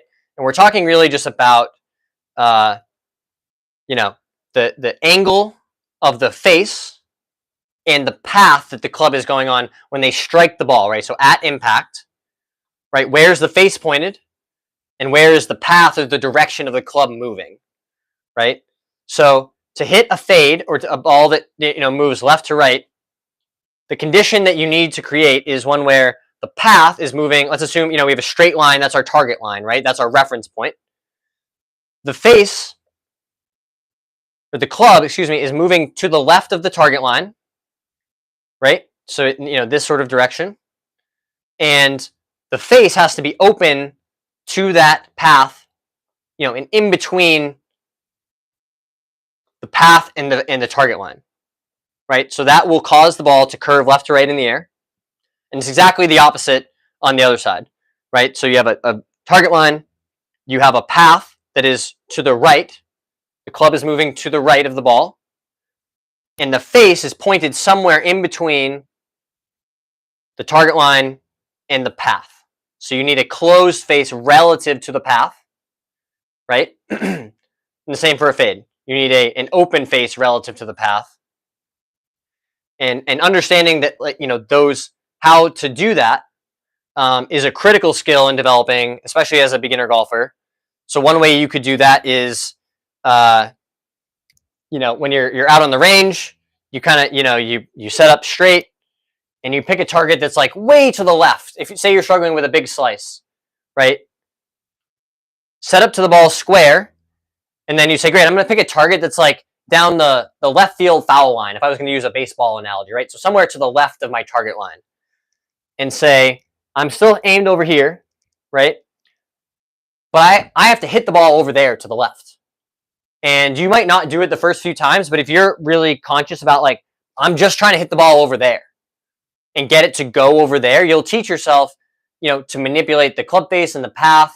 And then once you, can start to feel what's happening, right, then it's about narrowing the variance. So, hitting a ball that curves only a little bit, or in, a predictable pattern, right, is all we're looking for. One that we can replicate and is consistent, goes a similar distance. So hopefully that helps, Noah. So that's just kind of, objectively how draws and fades work. So how do we actually do them, right? So that's one way, is I like to, exaggerate these things, like hit some big hooks, hit some big slices, and just start to get a feel for what's happening with the club face. To hit a big hook, right, you got to have that face closing. So if you're somebody who struggles with a slice, well, teach myself, like, what does it feel like? I'm almost like I'm hitting this overhand, forehand kind of shot, right, where the face is shutting down and the ball is curving, from right to left.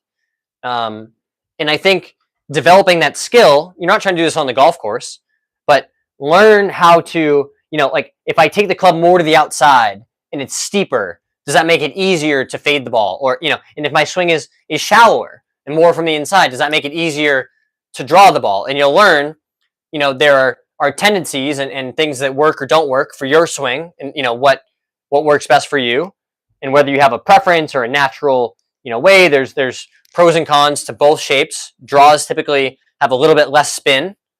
So for a driver, that would be good. That's a benefit to hitting a draw with a driver. Generally considered a negative for hitting like a long iron or a mid iron, because that ball will have less spin and less height. I'm speaking generally, to be clear. So on firm greens, you might have a harder time stopping that ball where you want it to. So again, it's just understanding what the implications are of both shapes, and the tendencies that work for your swing, what feels best for you. I have found that I play my best golf when I'm playing a fade, because it mitigates my miss, right? I'm able to, not, because I hit it for a really long time, like a big right miss, I just know how to not hit that ball. So when I'm playing a fade, I'm never really going to miss it too far to the right. And that's, again, just my tendency. I've hit thousands of golf balls and practiced a lot, with driver and other clubs. So I primarily try to feel like I'm hitting fades, seeing the ball. But honestly, my version of a fade is a pretty straight shot that just starts slightly left of my target line and then just falls gently to the right. So Noah, hopefully that's helpful. Your thoughts, some thoughts on draws and fades.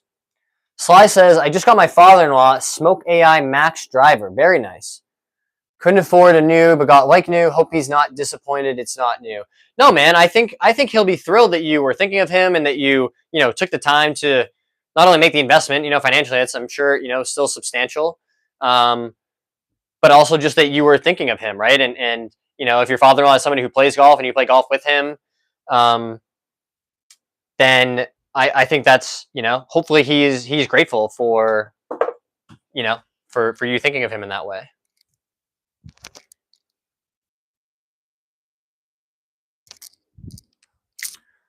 Elijah says, wow, this is an unbelievable back-to-back comment. Can you expose your toes? Makes me learn golf better.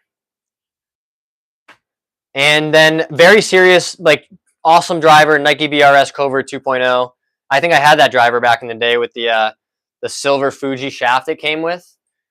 I definitely had one of those in my bag a long time ago. Unbelievable trio of comments, Elijah. Welcome to the stream.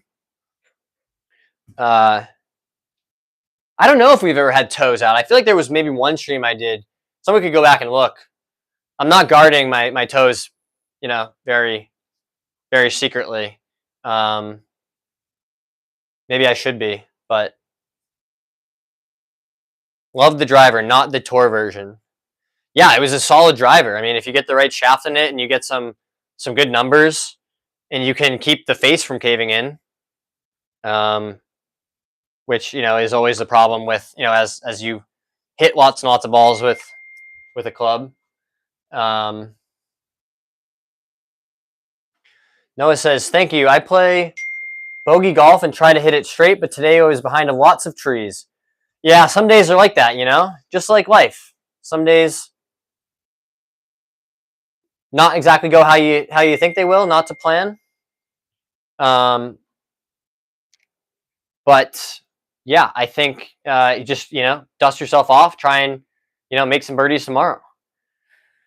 Elijah's having the urge to hit the driving range. Yeah, I always have that urge. I feel like that's why I'm so excited to have a simulator access at home, because I think I honestly will probably hit balls close to every day. Like I just love practicing. I love hitting balls. I might like practicing more than playing golf. Or it's pretty close. Sly says, thanks, bro. Yes, sir. We golf every Sunday. That's amazing. My fathers-in-law, I'm fortunate to have two of them who are both great. Both live, not close enough to be able to do weekly golf, but I have played golf with both of them and had an amazing time, and always grateful, to be able to spend time with those guys, and that they have accepted me into their family and been so, loving to me and my family, since my wife and I got married. So yeah, it's if you have access to that, relationship, with a father-in-law or two in my case, then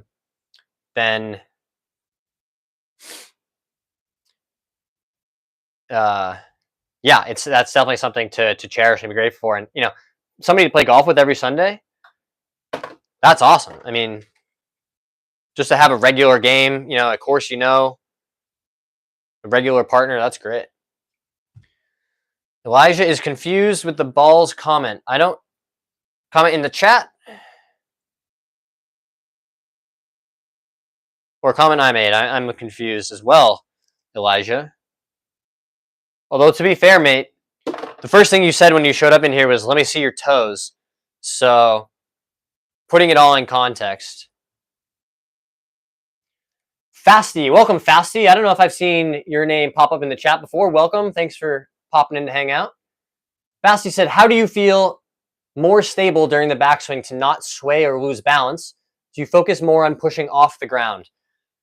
This is a great question, Fasty, because it's something that I used to struggle with a lot in my golf swing. I look at old videos, and I used to be like, my backswing was like, I was going like this.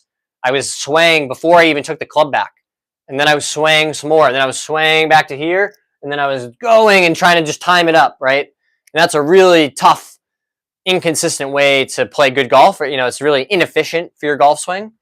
So now, how do you counteract that, right? I like this idea of that I'm borrowing from John Sherman, and his book is Four Foundations of Golf. So check that out. I've been a huge fan of that book. He calls it fighting fire with fire, right? So if you know you're swaying and leaning back, well, next time you're on the range, you're hitting balls, or even in your bedroom, somewhere you have high enough ceilings, even outside your front yard, You don't have to hit balls. You can just grab a club and start making some practice swings. But, you know, what does it feel like? You know, or try like almost like I'm leaning forward, right, in the backswing. Like I'm 80% of my weight on this leg, right? And what does that feel like? And you can, you know, grab your phone, tablet, grab some videos, and say like, okay, this is what I used to do. I used to have this big sway. Well, I have to exaggerate. I have to really feel like I'm leaning on my front leg for a while, right? I have to make a bunch of swings, you know, go slow, go in slow motion. Say like, okay, I'm really keeping my weight right here. I'm just kind of, you know, my right leg is just back here, kind of hanging out, right? It's there to keep my hip back there, but mostly, you know, the most efficient golf swings are largely kind of lead side driven and pulling the club through impact, right? And your left hip is clearing out all those, you know, that beautiful Adam Scott impact position that we all want. So hopefully that helps, Fasty. So, you know, kind of this fight fire with fire idea that I like, where you're, you know, trying to feel like you're really leaning away. You know, you can even, you know, make some swings, lifting your foot up off the ground, right? You know, what does that feel like to really stay stable and keep my chest, you know, right where I want it? Jim Dugan says, I love ping, in all caps. I had a great relationship with the very first ping driver that had the little turbulators on the top. I'm forgetting the name of it. I had one of those that was quite one of the straightest drivers I ever played. Yeah, ping is a quality brand. I love the history of it, right? Some of the old ping putters are really cool. The old Karsten stuff. Practice. Agreed, Jim. And Sly says, golf is great for bonding, and it's fun. It's a win-win. That's a great perspective, right? You know, it's time outside. I'm glad you're finding a way to, you know, find some gratitude and say, you know, there's multiple ways where this is beneficial for me. That's awesome.